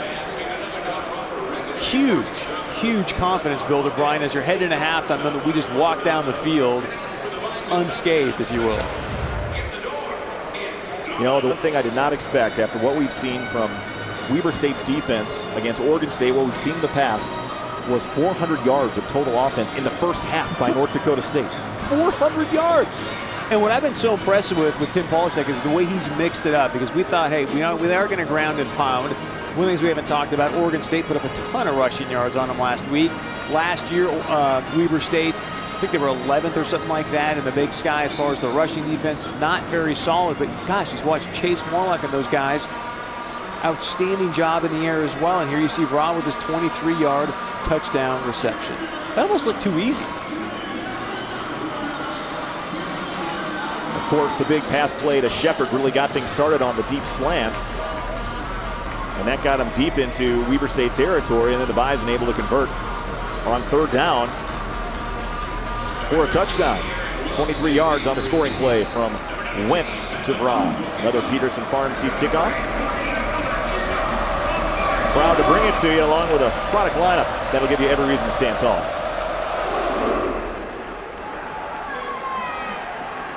And that is Wilkes taking it at his own 7. Jitterbugs his way up to the 22, taken down on the play by Matt Plank. Another one of those linebackers that Chris Kleiman is hoping will get a chance to play some reps today. We've seen a variety of different defensive linemen so far as well. So the Let's see what Weber State decides to do here with 106 and a half. You know, I'd love to be in that huddle right now and see what the coaches are saying, because I don't know if they're going to have an answer. See what Chris Kleiman has to say about the first half. As Beth Gould will catch up with him, I'm sure he's relatively pleased with everything he's seen so far. Batchelor is the wide receiver in motion. Clark will throw, dumps it off, and it's caught by Batchelor. Up to the 31, pickup of 8. Taken down by Jalen Allison, a redshirt freshman from Papillion, Nebraska.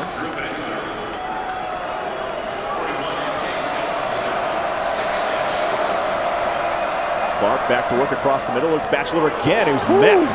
And he lost the football, but whistle had blown at the 35. Good enough for a first down as Jordan Champion came in to lay the wood in the middle of the field.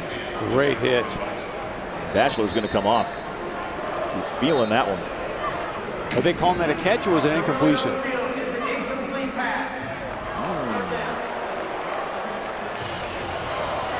So here we are back at third down, Brian. They got about, what, 3rd and 1, 3rd and 2. Could this be their first third down conversion of the season? I'd be curious to see if they take another look at that. Again, Weber State recovered the fumble, but it might have been enough for a first down. Instead, they're staring a third down in the face with 43 seconds to go. Bison faithful on their feet. Clark hands it off onto the way. And Trayshawn Garrett has a first down up to the 40-yard line.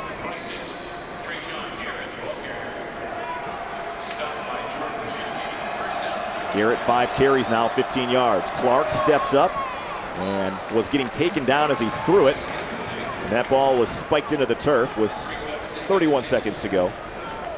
It's been another bright spot for the Bison defense today, Brian, as they've been rushing 4 guys, but still putting a lot of pressure on Jadrian Clark, the quarterback there.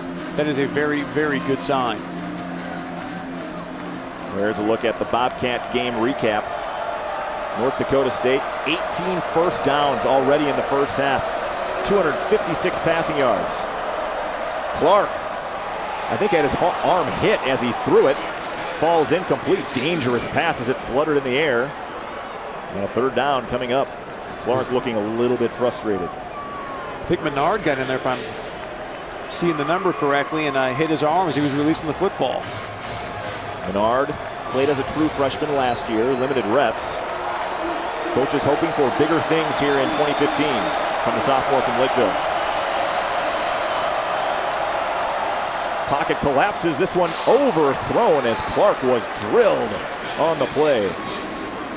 Again, rushing 4, the heat's coming, he's picking himself up off the turf. See who got in there, and it was Jared Tuska. Sophomore from Warner, South Dakota, has a younger brother that's redshirting in the program. The Bison stunt a little bit on the defensive line, and Tuska got a clean shot. I tell you what, Brian, as a quarterback going into the second half, getting put down that many times on this drive, it starts to get in your head a little bit and get happy feet maybe in the second half. So 22 seconds remain here in the first half. The second quarter has felt like it's taken forever, Chris. It's just gone on and on. And again, a lot of the scoring has certainly led to that. Kalamakia on once again as Perkins calls for the fair catch at the 25, and the Bison will have 16 seconds where I'm guessing they will take a knee and call it good for the first half. I don't know. What was the last drive? 55 seconds? Carson Wentz is on fire. Chase Morlock, Darius Shepard, you never know. There's a look at Jay Hill in his second year at Weber State. Said the talent level is better on this team. We have to figure out a way to win some of the games that we have a chance to win. Now they were down early and it wasn't looking good at all, and then all of a sudden a big turnover turned into 7 points the other way, but now North Dakota State has outscored Weber 21-0 here in the second quarter. And just dominated them. I mean, there was just, again, there's been no rhythm from their offense at this point. I'm sure Coach Hill's, as frustrated as anybody over there on that sideline. The Bison come out with 3 receivers. This doesn't look like a kneel down formation.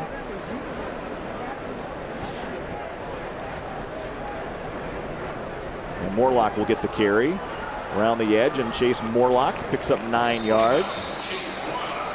Love to see him call a timeout here. I don't think they will, but I'd love to see him do it, at least give it a shot. And that will do it for the first half. And Chase Morlock, 31 rushing yards to go along with 141 receiving yards. And the Bison have a 28-7 halftime lead.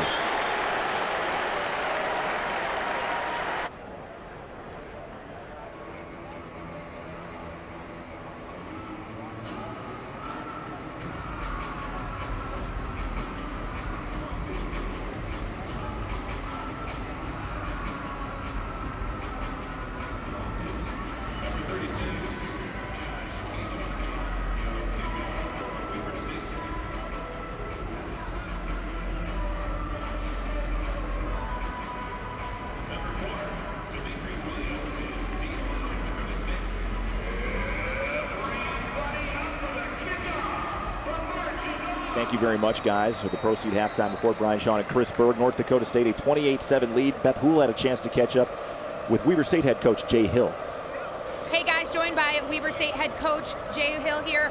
Coming out of halftime, what'd you tell the team down 28-7 in this one? Well, we're making things up. We're not covering anyone. We're not nearly stout enough against the run. Defensively, we got to pick it up. They already got more yards this week than in the first half than we had against Oregon State last week in the whole game. Bottom line, we're making things up. We got to get back to executing our schemes, and you got to give credit to North Dakota State. They've done a great job. Livingston tore it open there in the first quarter, tying it up 7-7. How much more can we expect you guys to need to find him? Well, we got to get him the ball, and our offense got to do a better job getting him the ball. Bottom line, we got a lot of things to clean up, but this is still we got a second half. We got to play. How capable is your team of coming back in this one? We're capable. There's no doubt. All right, thanks, Coach. Guys, back to you. All right, thank you very much, Beth. The Bison will take over on the 25 after the touchback Dimitri Williams took. So the Bison now trying to build on the 21-point lead. Carson Wentz back to work. We'll hand it off this time to Frazier, who eludes one tackler and then wrapped up nicely on the play by Trayvon Johnson after a gain of 2. Brian, you sense the frustration in Coach Hill's voice. Not happy, obviously, somewhat understandably so, with the first half performance. Well, and I think, as a defensive coach, you don't ever want to give up 28 points in a half, but certainly in a game of this magnitude, as well as your defense played last week, you almost feel like you're regressing a little bit. 400 yards in the first half of the NDSU Bison. So the Bison come out here, the 2 tight ends, 2 receivers, single back again is Frazier. Play action this time. Wentz tried to dump it off on a screen to Bonnet as Wentz was pressured on the play nicely by Jonathan Carlson. Good play here by the defensive end, Carlson. Didn't take the fake. Held the outside, and obviously made a nice play there on Carson Wentz. So NDSU, a 3rd and long coming up, and the Bison pretty good on 3rd down in the first half, 6 of 9.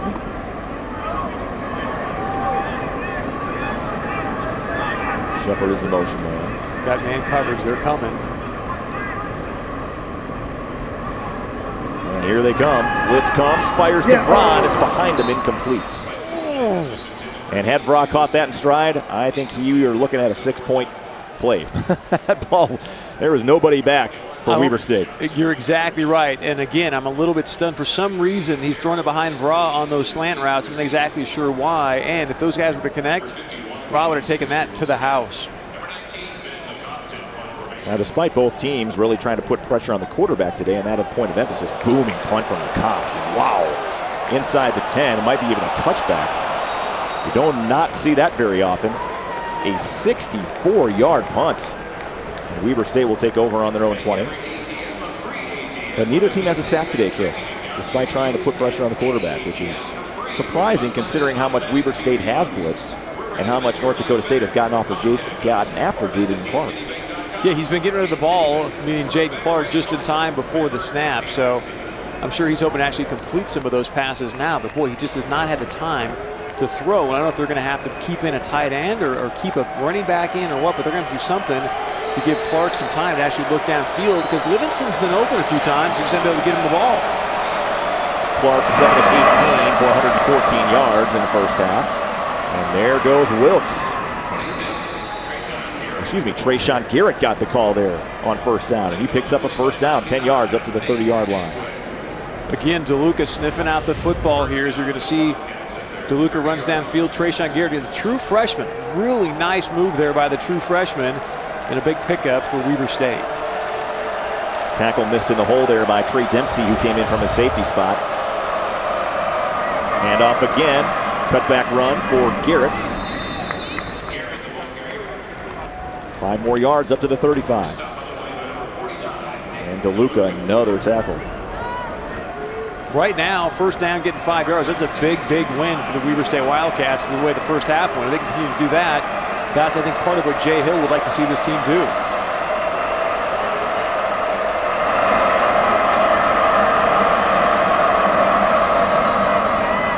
And off inside again. The Bison better prepared for it that time. MJ Stump sticks his nose in there and brings down Garrett for a gain of 2. Another third down conversion coming up for Weber State. Weber did get a third down conversion, by the way, late in the first half. Their first of the season, but they are 1 of 8 today. 3rd and 3 here again. Remember last time they converted, it was about 3rd and 3 in the first half. They actually ran a little draw play. You see here, they spread them out. You may see a quarterback draw from Clark. He's got pretty good feet. Here comes pressure from NDSU. Livingston had it in his hands and looked like he had a chance at a first down, but it is off his hands and incomplete. Will bring up 4th down. And if he catches that rock, Ryan, he goes quite a ways. You're going to see here, I think it's Joe Hawkins, their center, is coming out on the screen right there. And Joe's a big boy, honorable mention, all Big Sky. He's going to put some hat on people, and Livingston's probably still running if he catches that ball. And Jay Hill had mentioned we got to get the ball in Livingston's hands. Our offense has to do a better job of that, and there Livingston didn't help himself. Flag comes out as the ball was snapped as Perkin takes it at his 12. Bounces off a couple of tacklers, and nice strong finish there from Eric Perkins up to the 24-yard line, but we'll see what the flag is all about. You know, those are the plays why Jay Hill's so frustrated. A wide receiver screen, those should be gimmies at this level of football. Then you see one of your good wide receivers drop it when it hits you right in the hands. I think that's why you see a head coach that's frustrated and said, hey guys, we just make some plays, we could potentially be in this football game. Looks like it is a formation penalty, a legal procedure against Weber State, so Chris Kleiman, I'm guessing, will decline the penalty. Illegal formation, number 21 on the kicking team. It's a 5-yard penalty from the end of the run. First down, North Dakota State. Kleiman will elect to just have the 5 yards added to the end of the return from Perkins, so the Bison will start off on their own 29-yard line. After a 3-and-out on their first drive, the Bison defense gives up 1 first down and then gets the offense right back on the field.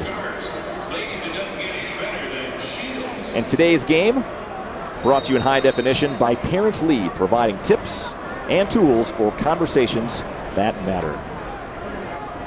So Brian, we're heading to the second half here. 400 yards in the first half by the Bison offense.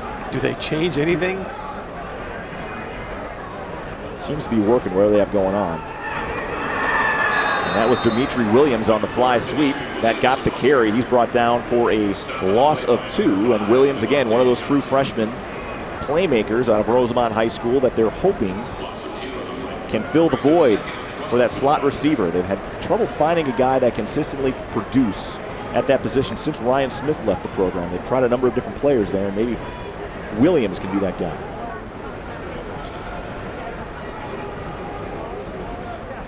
Here we go. You got the 8, 9 guys in the box again.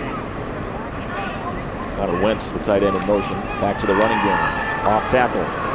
King Frazier taken down from behind by Yosua Opeta, another redshirt freshman from Stansbury Park, Utah.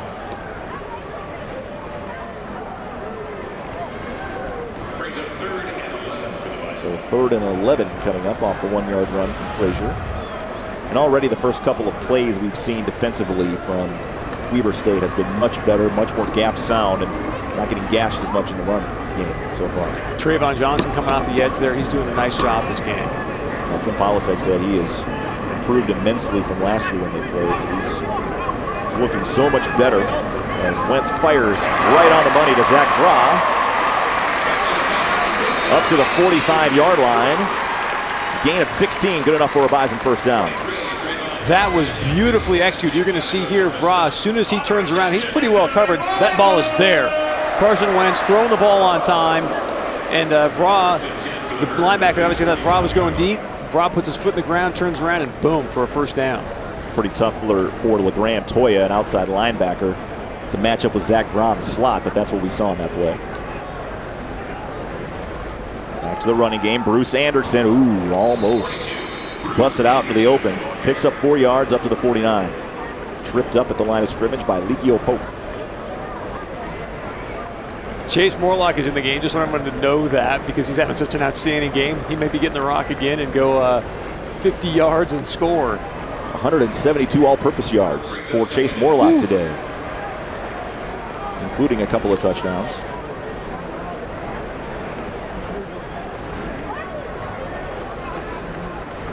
Morlock gets the run, Trying to get outside, and Chase Morlock still going at the 30. Morlock cuts it back inside the 15 and down to the 13-yard line. Outstanding run by Chase Morlock. This guy is in the zone right now.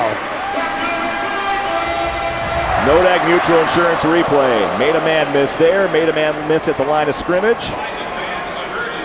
Got a block there downfield. Eventually pushed out of bounds. And you got to give credit where credit's due. I mean, obviously Chase Morlock, great run, but this is the middle linebacker, Carson Lillenquist, running all the way down the field to push Chase out of bounds.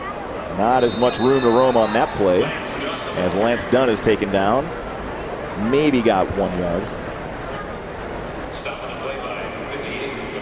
Lillenquist has been a busy guy today. 10 tackles last week against Oregon State. A lot of these guys making plays for Weber State defensively, Chris, are red shirt freshmen. So I think you'd think they're going to get better as the NDSU's back in the Superior Ink Red Zone. And Lillenquist again today, leading the team in tackles. He had the 9 in the first half, and obviously another one there against Chase. The Bison will give it again to King Frazier, who almost got through the hole. Taken down at the 5-yard line. Aflava in on that play along with Alima Key. That's a great run by King Frazier. 2nd and 9, come in, pick up 5, right up the gut. Good to see him putting his nose down and picking up 5 yards on a nice power play. You know, Alima Key, the outside linebacker for Weber State that made that tackle, played in 2010, did not play again until 2014, and then tore up his knee and missed all of last season. So it's really been about 5 years since this guy's played in a live football game.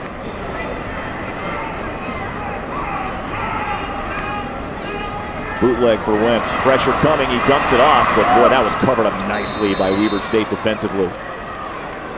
Again on the play is Jonathan Carlson for a loss of 7.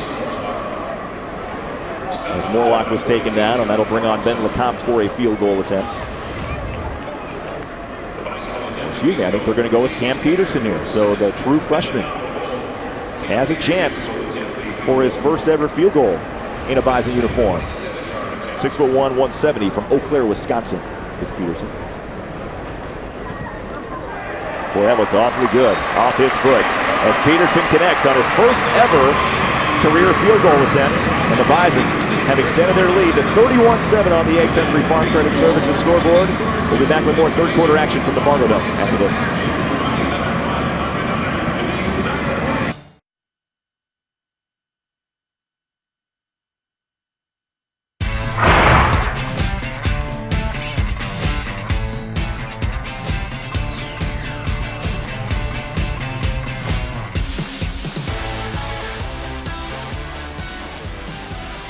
This game brought to you in high definition on KBLY and the NBC North Dakota Sports Network.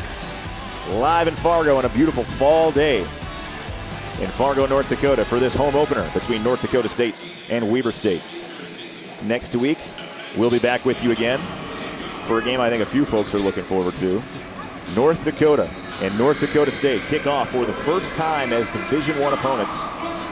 You got to go back all the way to 2002. The last time those two teams have played.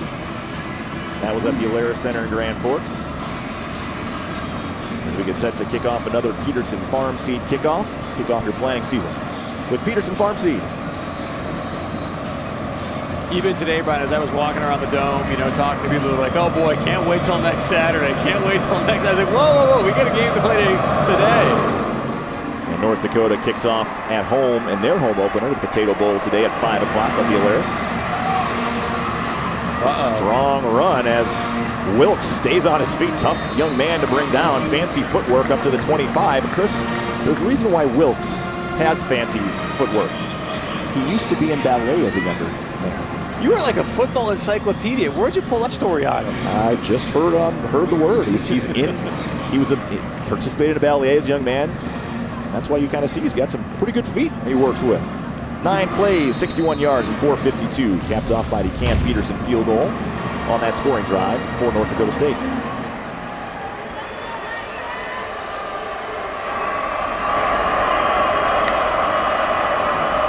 Delayed handoff. Wilkes gets the carry there as he jitterbugs up as Brad Ambrosius takes him down after a gain of 1.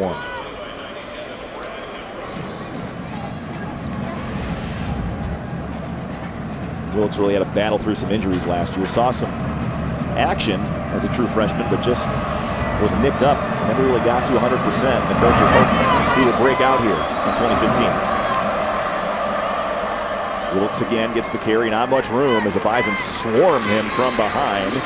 After another gain of maybe a yard, we'll bring up a 3rd and long. Time now for our North Dakota Soybean Council trivia question. What percentage of North Dakota soybeans are exported?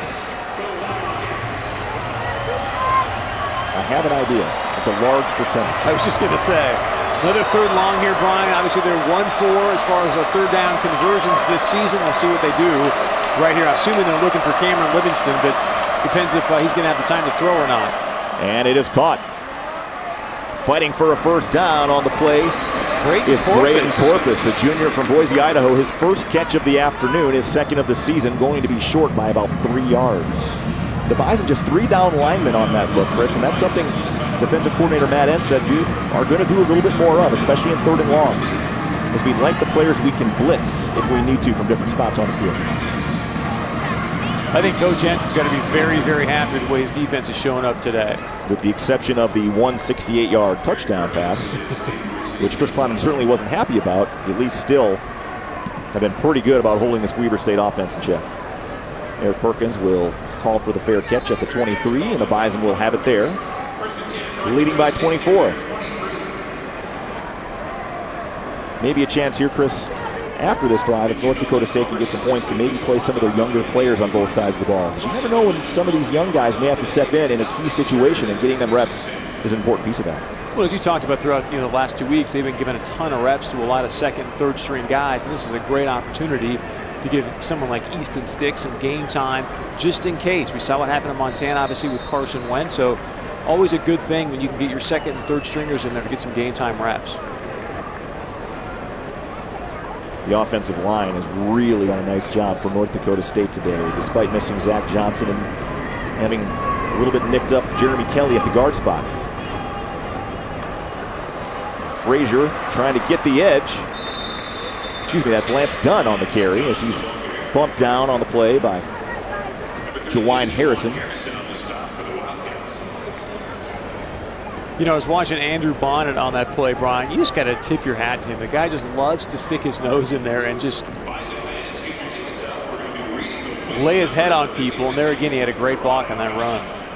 Harrison, a nice job running down Lance Dunn. And Harrison actually participates on the Weber State track and field team. So a guy that is a 2-sport athlete at Weber State. Inside this time to Morlock. Jumps through the hole. And then taken down by Lillenquist, a yard short of the 1st down, up at the 32. Nordic Mutual Insurance replay. Nice patient run there by Chase Morlock. I know a lot of running backs want to hit that hole hard, but sometimes you got to wait for things to develop a little bit. I was just going to say, 2nd and 6, I think it was. Now it's 3rd and 1. I think this is where you're going to start to see potentially Weber State, like I like to say, defensive linemen on their sleds. This O-line so well conditioned, thanks to Coach Kramer. I think you're going to see them just continue to open up holes and just ground and pound the 2nd half. 3rd and 1 for the motion man. And Wentz is just going to plunge ahead, and I think he's got it up to the 33.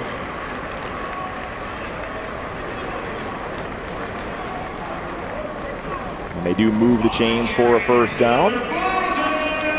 Offensive linemen scraping themselves off the turf, including Austin Kunertz, who's moved to center.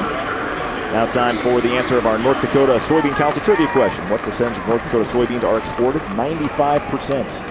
You said a lot. I'd say that is a lot. It's a very relative term, but I'm going to stick with it. Empty formation here. 5 receivers on 1st and 10. Now Morlock motioning into the backfield. And Easton Stick in the game, and this is the 1st career carry for Easton Stick on his 1st collegiate play. And there you can see the athleticism of the redshirt freshman out of Creighton Prep in Omaha. Great call for a 1st play for Easton. Get his legs underneath him, give him some confidence. You can see here, nice face to Chase. Wide open hole. He just keeps the legs pumping and picks up a few extra yards. Easton Stick, very heavily recruited out of Omaha. Had a dozen offers, including one from Rutgers. Ended up coming to North Dakota State after a visit on the day College Game Day came here for the first time. Now Stick gives it off to another true freshman. This is Bruce Anderson on the edge. He's got another first down up to the 35-yard line. So Bison fans getting a chance to look at some of these youngsters that are going to be in the program for a while yet. And I think what's so exciting, Brian, is I haven't noticed anything different. Whether it's the first or second guy, I couldn't tell unless I saw the actual number. So good sign that they're obviously executing very, very well. And again, getting a player like Bruce Anderson, who had a couple of FBS offers out of the state of Florida, really is surprising. A young man that certainly shows a lot of ability. Now back to the power running game. King Frazier powers ahead for 5 yards. And Frazier injured a little bit in the first half. Now 9 carries for 54 yards. Another FBS product, was down in Nebraska, now here obviously with NDSU. Was recruited originally by Chris Kleiman out of Lee Summit, Missouri. Went to Nebraska, and when King was falling down the depth chart with the Huskers, said, hey, we'd love to have him. Boy, that was almost a touchdown for Frazier. He just couldn't quite keep his feet. Maybe a yard short of a first down. So Bruce Anderson 5 carries, Carson Wentz 4 carries, King Frazier 10 carries, Chase Morlock 8 carries, and Lance Dunn 5 carries. A lot of different guys handling the football for North Dakota State. And tough to game plan, I'm guessing, defensively, preparing for so many different kinds of running backs. Coach Polisic, I think, is very, very happy to see the so many different people get a chance to touch the rock. So another 3rd and short coming up as Stick will hand it off. It's going to be close to a first down. Might be about, boy, a half-yard short as Trayvon Johnson made the tackle from behind. Another big play by Trayvon. That was Lance Dunn there, and thought Lance might just go straight north and south, run a little bit east and west, and that may have cost him a chance for a first down here. And that's one of those coaching moments. That coach can look in the film room and say, hey, if you can get a first down, you got to get north and south in a hurry, right, Chris? Especially on 3rd down. You just got to say, look, I'm going to put my head down no matter what and get across the sticks, and unfortunately that didn't happen that time. Will motion into the backfield. And Frazier, he's got it. Got across the 25. That's all he needed. Good enough for an NDSU first down.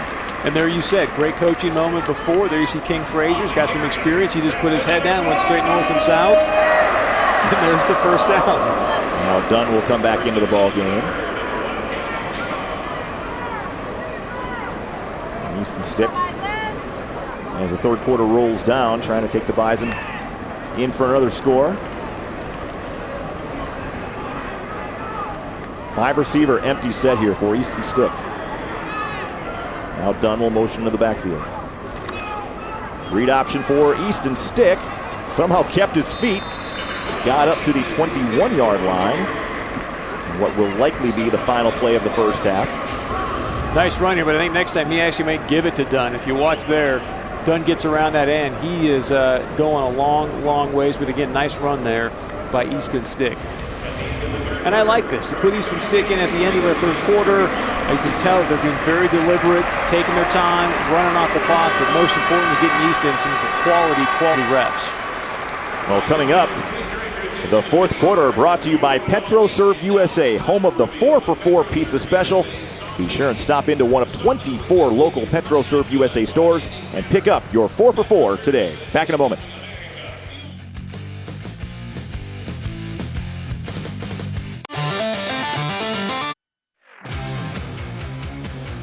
The concern about Carson Wentz was not a concern, as North Dakota State, as we look at the Bobcat game recap, has really taken control of things offensively. 526 yards total. And look at the time of possession, Chris. Almost 2-1. Kind of what I think we expected this game, but one of the things that you and I were talking during the break there, Brian, is Josh Burton, their stud safety. 38 rushes today by the NDSU Bison. He does not have one tackle the entire game. They've really taken him out of the equation. It's done. Lunges ahead for maybe 2 yards. We'll bring up 3rd and close to 4th. Mitch Delane came in.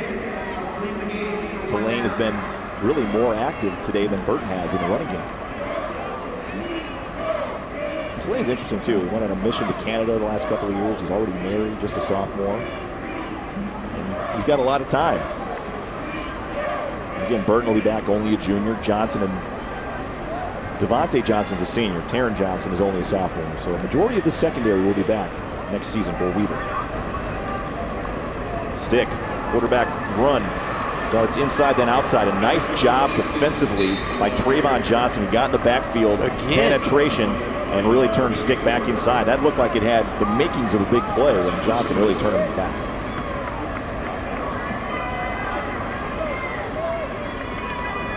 So a field goal attempt coming up here. After no gain, maybe a loss of one. And again, it'll be Cam Peterson. Connected on his first attempt from 27 yards. This one will be from 37.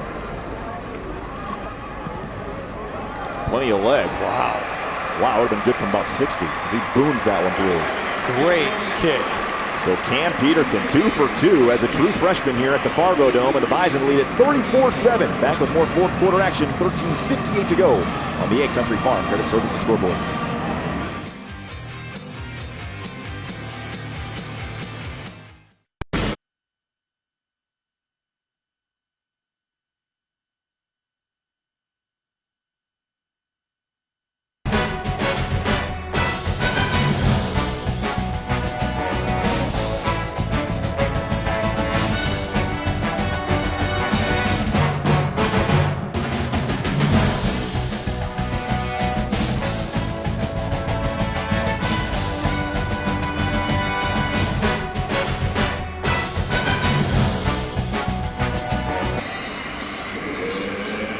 Plays 57 yards in 6.5 minutes. They get a field goal from Cam Peterson.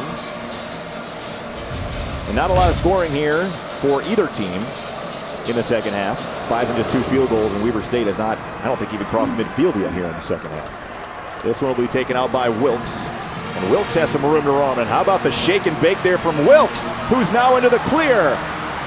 Wilkes inside Bison territory down the sidelines. He keeps his feet. Eric Wilkes takes it 100 yards for a Weber State touchdown. He found another gear in that one, Brian.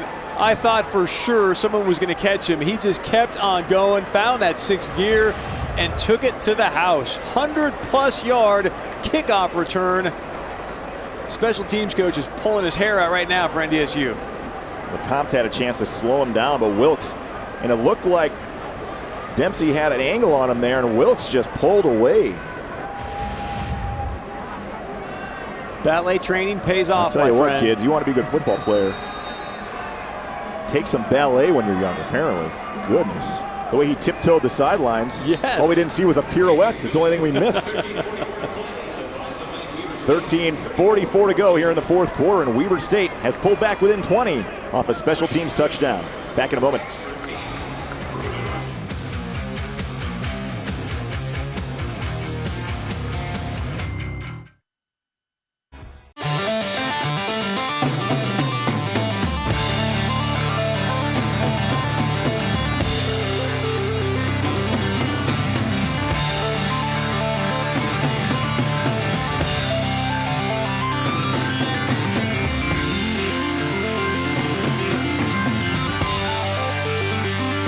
Monday Night Football. Eagles, Falcons at 6:55 Eastern. Vikings, 49ers at 10:15 on ESPN. Josh Kalamakia, a chance to try to kick off for the first time in a while for Weber State. Beth Houle on the sidelines for us today as a PetroServe USA sideline report. Beth. Hey guys, Coach Kleiman getting frustrated with the defense at this point, even grabbing the whiteboard and talking to the secondary about the fact that they need to improve on their communication all around.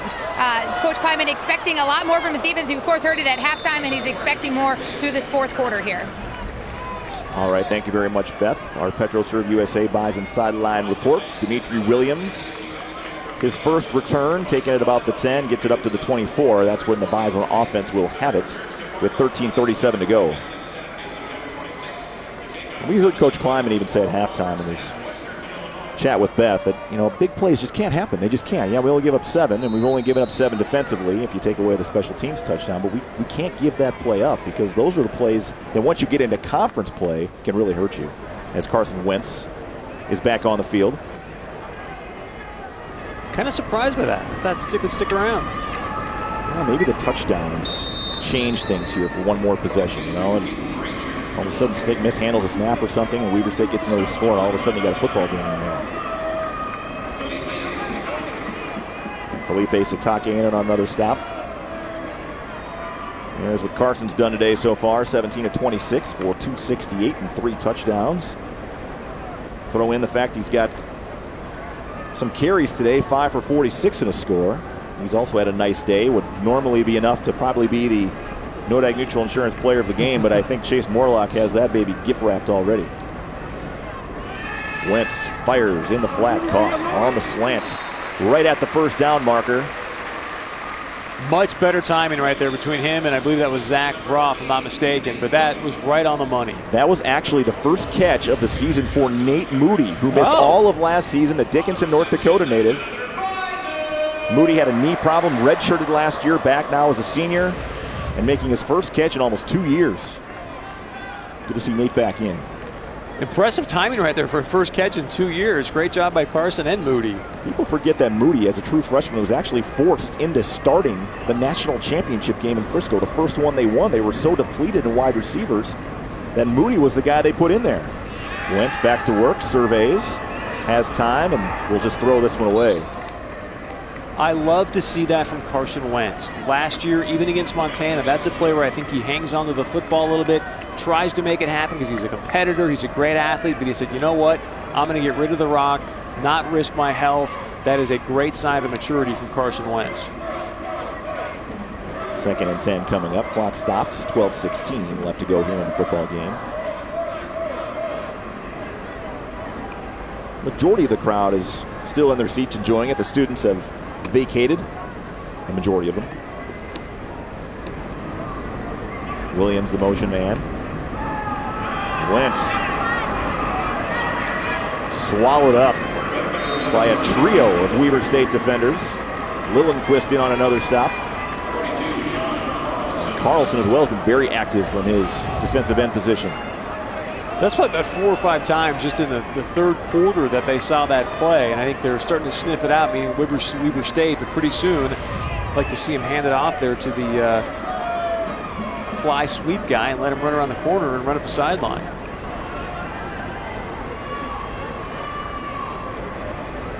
So a 3rd and 11 coming up now for North Dakota State. 4 on the play clock. Wentz gets it off, has time. Looking. Now he's going to scramble.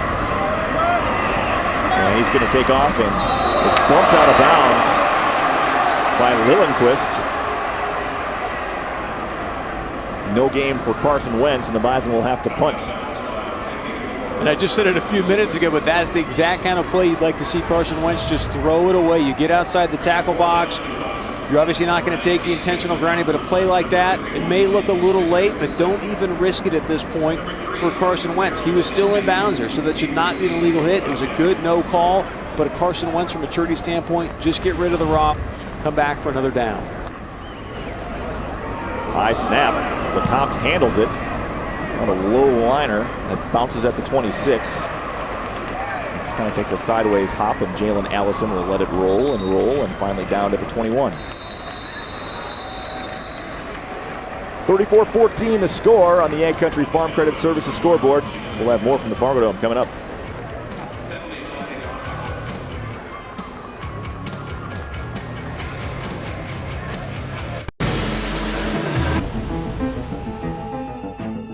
They're coming.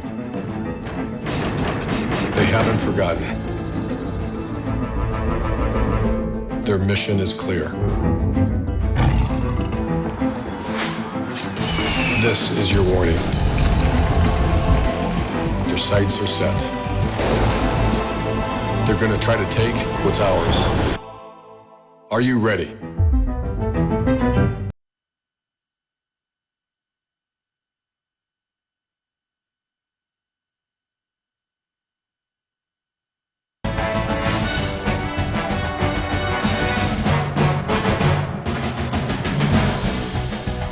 Back at the Fargo Dome, there was a penalty on Weber State for a hold, so they will be backed up now all the way to their own 11-yard line. 10-yard penalty.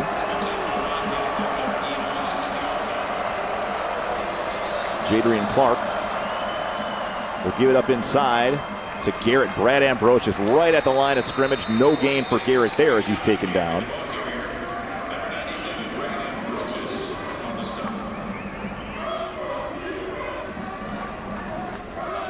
Bison will try to pin Weber State deep here and then hopefully get good field position for the offense as we tick down towards 10 minutes to go.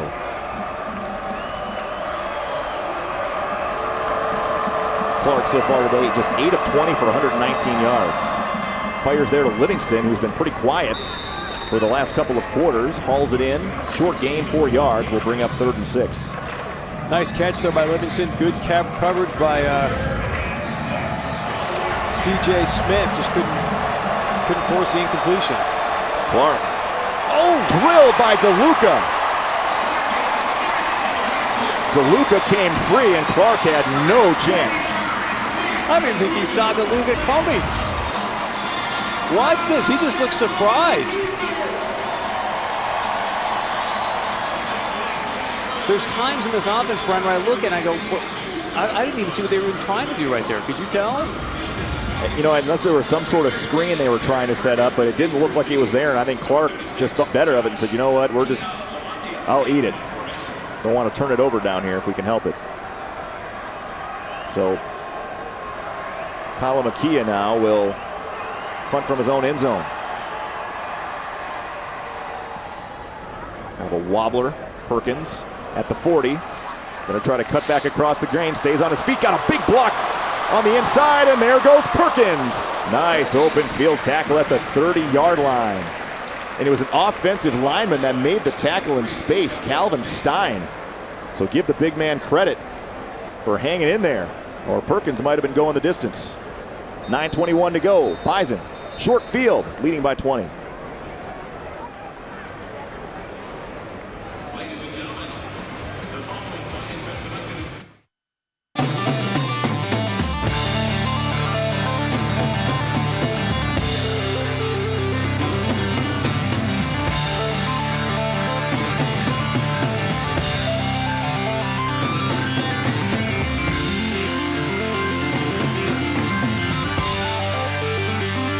Monday Night Football. Eagles, Falcons at 6:55 Eastern. Vikings, 49ers at 10:15 on ESPN.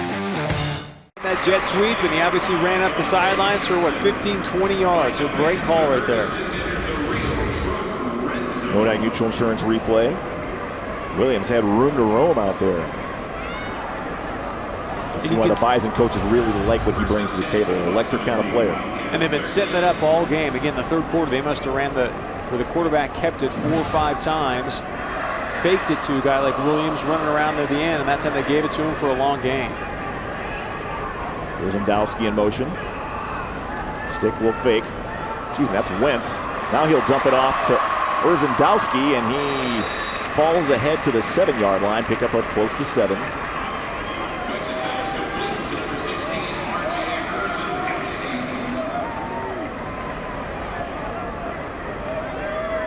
Dunn will check back in.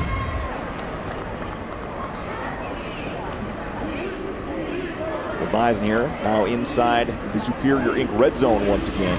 As you take a look at the Nodak Mutual Insurance replay, the Bison pretty good in the red zone even this season. Been money so far. Carson Wentz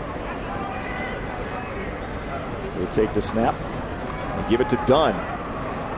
Follows the block from Connor Wentz, Carson's cousin, and falls ahead to about the 6. Carlson's had a nice game for Weber State today. He really has. He's been all over the field. Him and Lillenquist and Trevon Johnson as well. All those guys have been playing really, really well. Obviously, they've had plenty of opportunities with all the offensive plays the Bison have had, but nice run there. Leaves you with 3rd and short here on about the 7-yard line. Still get a chance for a first down. Well, obviously, we'd love with 7:30 left in the game here to take it to the house right now and put up 6 more. Urzendowski in motion again. Handoff goes outside. Dunn, can he get the corner? showing off that speed. Could not stay in bounds, but I think he has enough for a first down. It's going to be very close. And I believe he's got enough. All he needed the 3, and I think that's where he was marked out. There is Mitch Tulane again, the strong safety for Weber State, making a really nice play. We all know that Dunn's got some wheels, and to see a strong safety like that come up and force him out of bounds, well done by Mitch Tulane. It looks like Lillenquist dragged himself off the field. Not sure what's going on there. We'll obviously find out what's happening with Carson Lillenquist. North Dakota State has run 74 plays. Weber State has run 39. Bison are just wearing out this Weber State defense. They've been on the field a long time ago.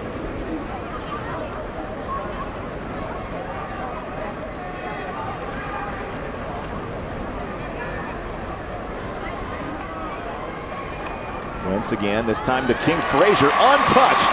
3 yards for the touchdown.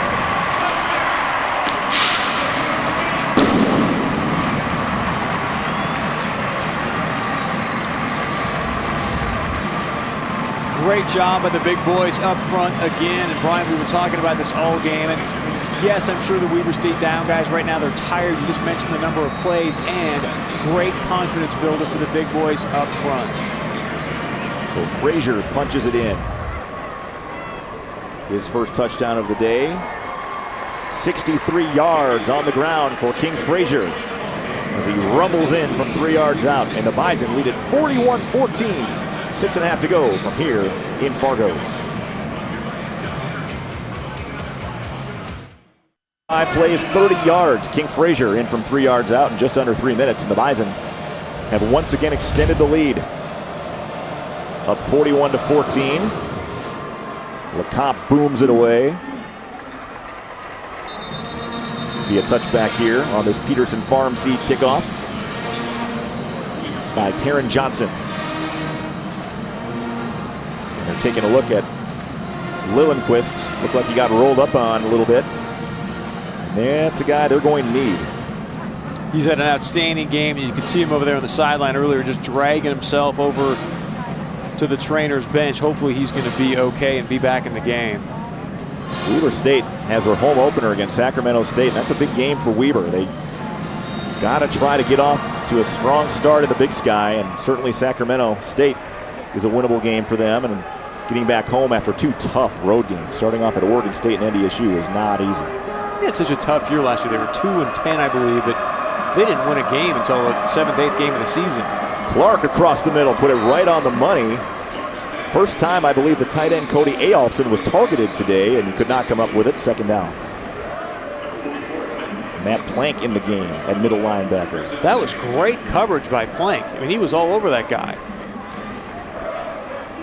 Plank, one of those guys that right now is backing up Nick DeLuca, but is getting more playing time on special teams, and certainly hoping that should someone go down, he can step in and will not see a drop-off. Clark again. This one is intercepted. Andrew Smith.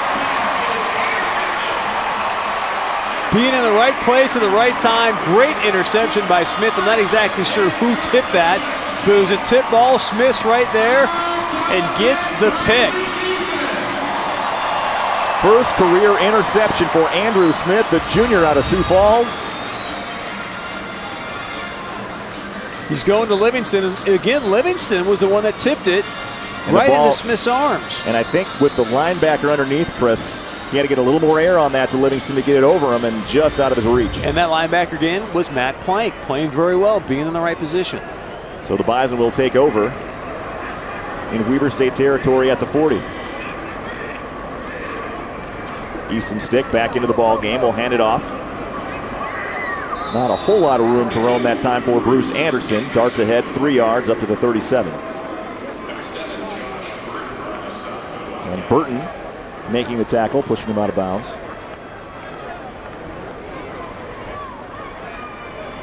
6 minutes left, Brian. Great chance, obviously, to give your backup some quality reps here. We'd like to see Polasek treated as if, hey, this is a close game. Let's give these guys some real game time speed and see how they respond. Colin Connor getting a chance to play a little bit Christian Triplett's been on the game. We've seen Volson. So a lot of these young offensive linemen getting their feet wet today. Power goes to Dunn. Cuts outside to the 35. Will bring up 3rd and 5. And LeGrand Toya in on another tackle. Nodak Mutual Insurance replay. There's Triplett number 77. He was the one that kind of pulled on that. Dunn working off him. He's 71 in the game as well. That's Luke Bacon, another redshirt freshman from Granville, North Dakota. Played his high school ball at TGU. Some of these small-town North Dakota kids. They're players. They got great work ethic. Tough kids.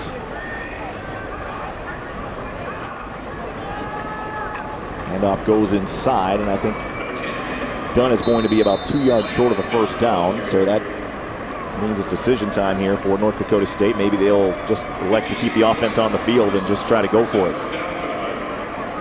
You know, Brian, you talk about some of these small-town guys, but I think they fit so well into the Bison tradition and culture. I think we look at ourselves up here in North Dakota as being hard-working people.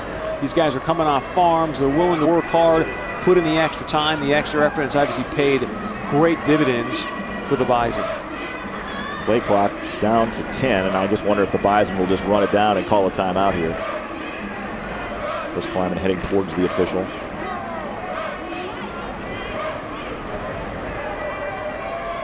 Chris will call a timeout with 4:22 to go. Bison a 4th and 2.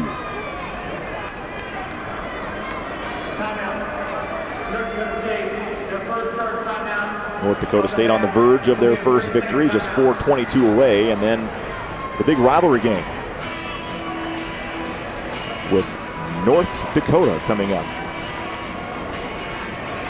Today's game brought to you in high definition by Speak Volumes, reminding you that one drink isn't always one drink. Thing that's most impressed you today, Brian Shawn, is what? Offensive line. I think the offensive line coming in without Zach Johnson, had some guys playing and wanted to prove that they belong on the field. And we've seen a lot of different guys. Again, Colin Connor's out there, Volson, we've seen Luke Bacon, Zach Zemer made his first start today. And they've all stepped up, which has been so impressive. So I really thought Josh Burton was going to be a factor in this game. He has not done anything to change the tide of this game whatsoever. And the Bison have churned up 293 yards on the ground. 574 total. Stick behind center. Option. We'll give it out to Dunn. He's got all sorts of room. And here comes a flag in late, so we'll see if this stands. But Lance Dunn taken out of bounds at the 4-yard line by Burton. But again, a flag.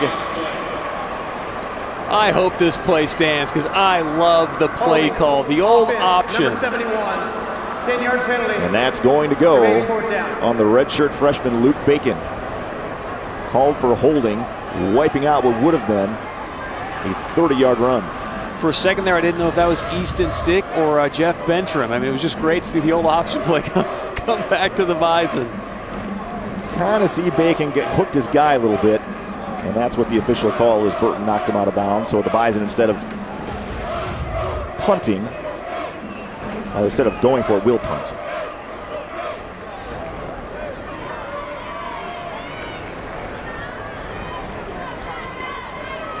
So did you imagine it was going to be 41-14? I knew that the Bison were going to win, but I didn't think it was going to be with this domination. You know, Weber State had shown that they're going to be a competitive football team. I think they will all season. But coming in here, North Dakota State had 2 weeks to stew on a loss. Playing in this building, North Dakota State is riding a 23-game winning streak at home coming in. I mean, that's a tall order after playing at a Pac-12 opponent just a week ago. But I think Weber, as they continue to play, will get better, especially on offense. They just need to play a little bit more. Again, I think Jay Hill, they're young in a lot of spots. And those are teams that seem to get better as the year goes on. But we'll see if they can turn it around against Sacramento State coming up. And NDSU, of course, has the big matchup with North Dakota, which you can see here in high definition.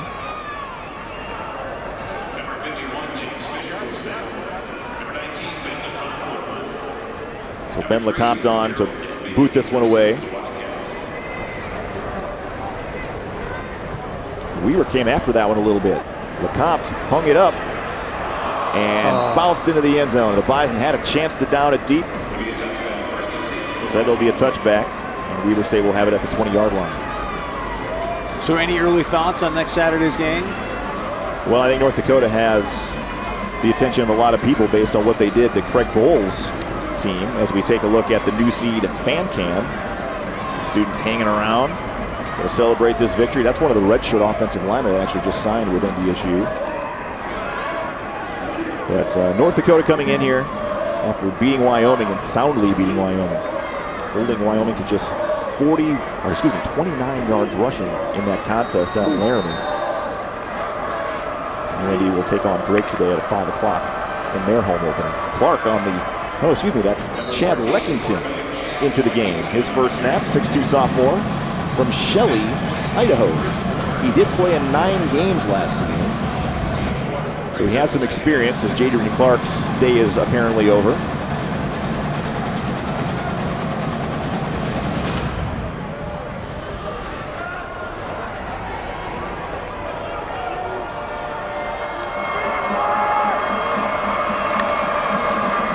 Leckington again will take off with it. And last year when Leckington played, he didn't attempt to pass. Everything he did when he was in the game was run the football. So that's why we're seeing what we see here. You know, Weber State last year when we played them, they had Billy Green, a BYU transfer in the game. I thought he played very, very well. And then they ended up going to obviously Jadrian Clark later on in the season. He ended up 2-2, and now you give Leckington a chance to get some reps as well. So I'm not sure exactly where Billy Green's at in the depth chart, but apparently Clark has shown him something that Billy Green wasn't. A big collision there in the middle of the field. Leckington met in the hole there by Matt Plank. Great sign to see Plank sniffing out the football the way he is. So 4th down coming up here for Weber State. I think they'll keep the offense on the field.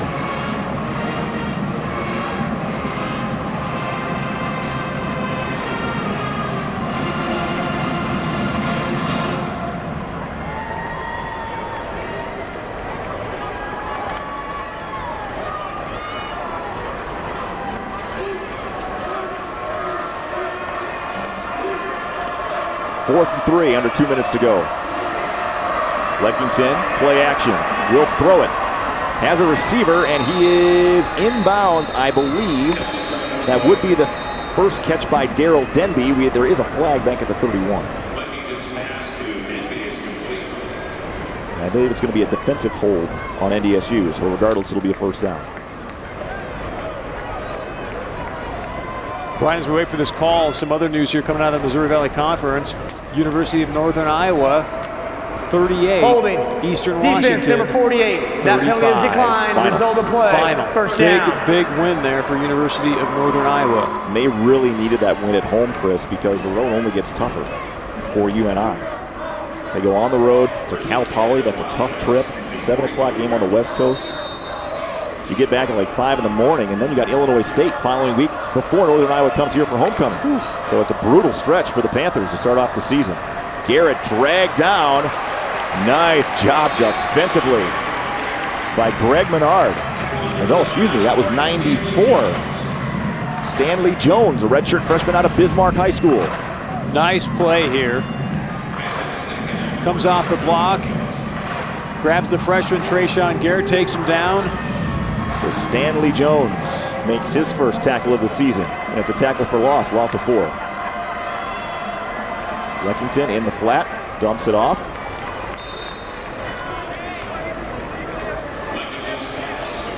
Caught by Rafael Longanu. I think Leckington's 2 for 2. Continue to throw the rock, huh? Now under a minute to go as North Dakota State will go on to win their first game of the season. Leckington flushed, rolls, and he's going to throw it away. Pressure applied there by Austin Farnloff, another backup defensive tackle.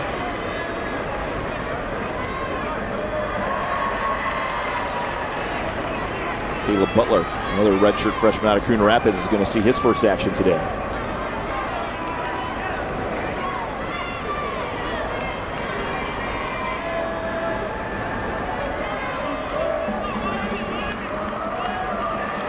Empty formation, again, 5 receivers. Washington dumps it off, and again it's caught. This time by Livingston, short of a first down. And that was on 4th down, so it's a stop. 41 seconds to go in the game. Come in. Maybe We'll kneel take a down knee here. and call it good. Dominating performance. Yeah, it really was. I mean, in the first half, North Dakota State had 407 total yards on offense. They end up with 574, 293 of those on the ground. Meanwhile, Weber State only has about 80 yards of total offense here in the second half. They just could not get anything going on that side of the football. Just the entire game, there's just no rhythm in their offense. NDSU 79 plays that they've ran today. This will be the 80th. You run inside.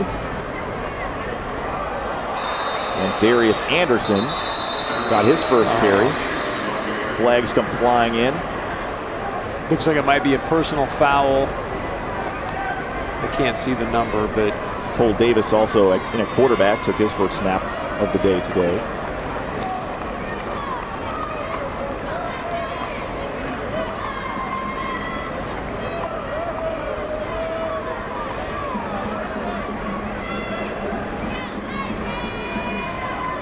See what the officials have to say here about what the flag is all about. After the play, personal foul, number 85 on the offense. 15-yard penalty, 2nd down. And that goes on Nate Jensen, redshirt freshman out of Waupaca, Wisconsin. Played at the same high school as Brock Jensen. he might be running some laps for that one come tomorrow or Monday. Yeah, especially with 40 seconds left in the game. And again, these guys that don't get a lot of reps want to be aggressive and show what they can do when they get the opportunity, but that's... You got to play disciplined football. That's what's won championships here at NDSU. Run to the outside as Anderson almost keeps his feet. Gains 9 yards up to the 44, and that's the senior from Hawaii, transferred from Valley City State. And that'll be the final play of the football game as both teams will meet at midfield and shake hands. Great game for NDSU. Again, want to remind you, next Saturday you can see it here on KVOI and the NBC North Dakota Sports Network. UND versus NDSU. Chris Kleiman celebrating his first win as a head coach this season.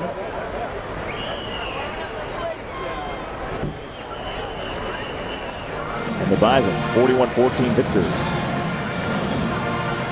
And NDSU will have a week off the last Saturday of September before heading to Brookings, South Dakota to take on South Dakota State in the Missouri Valley opener. So that'll all be an interesting couple of weeks here with UND, and then 2 weeks later, your other big rival from South Dakota.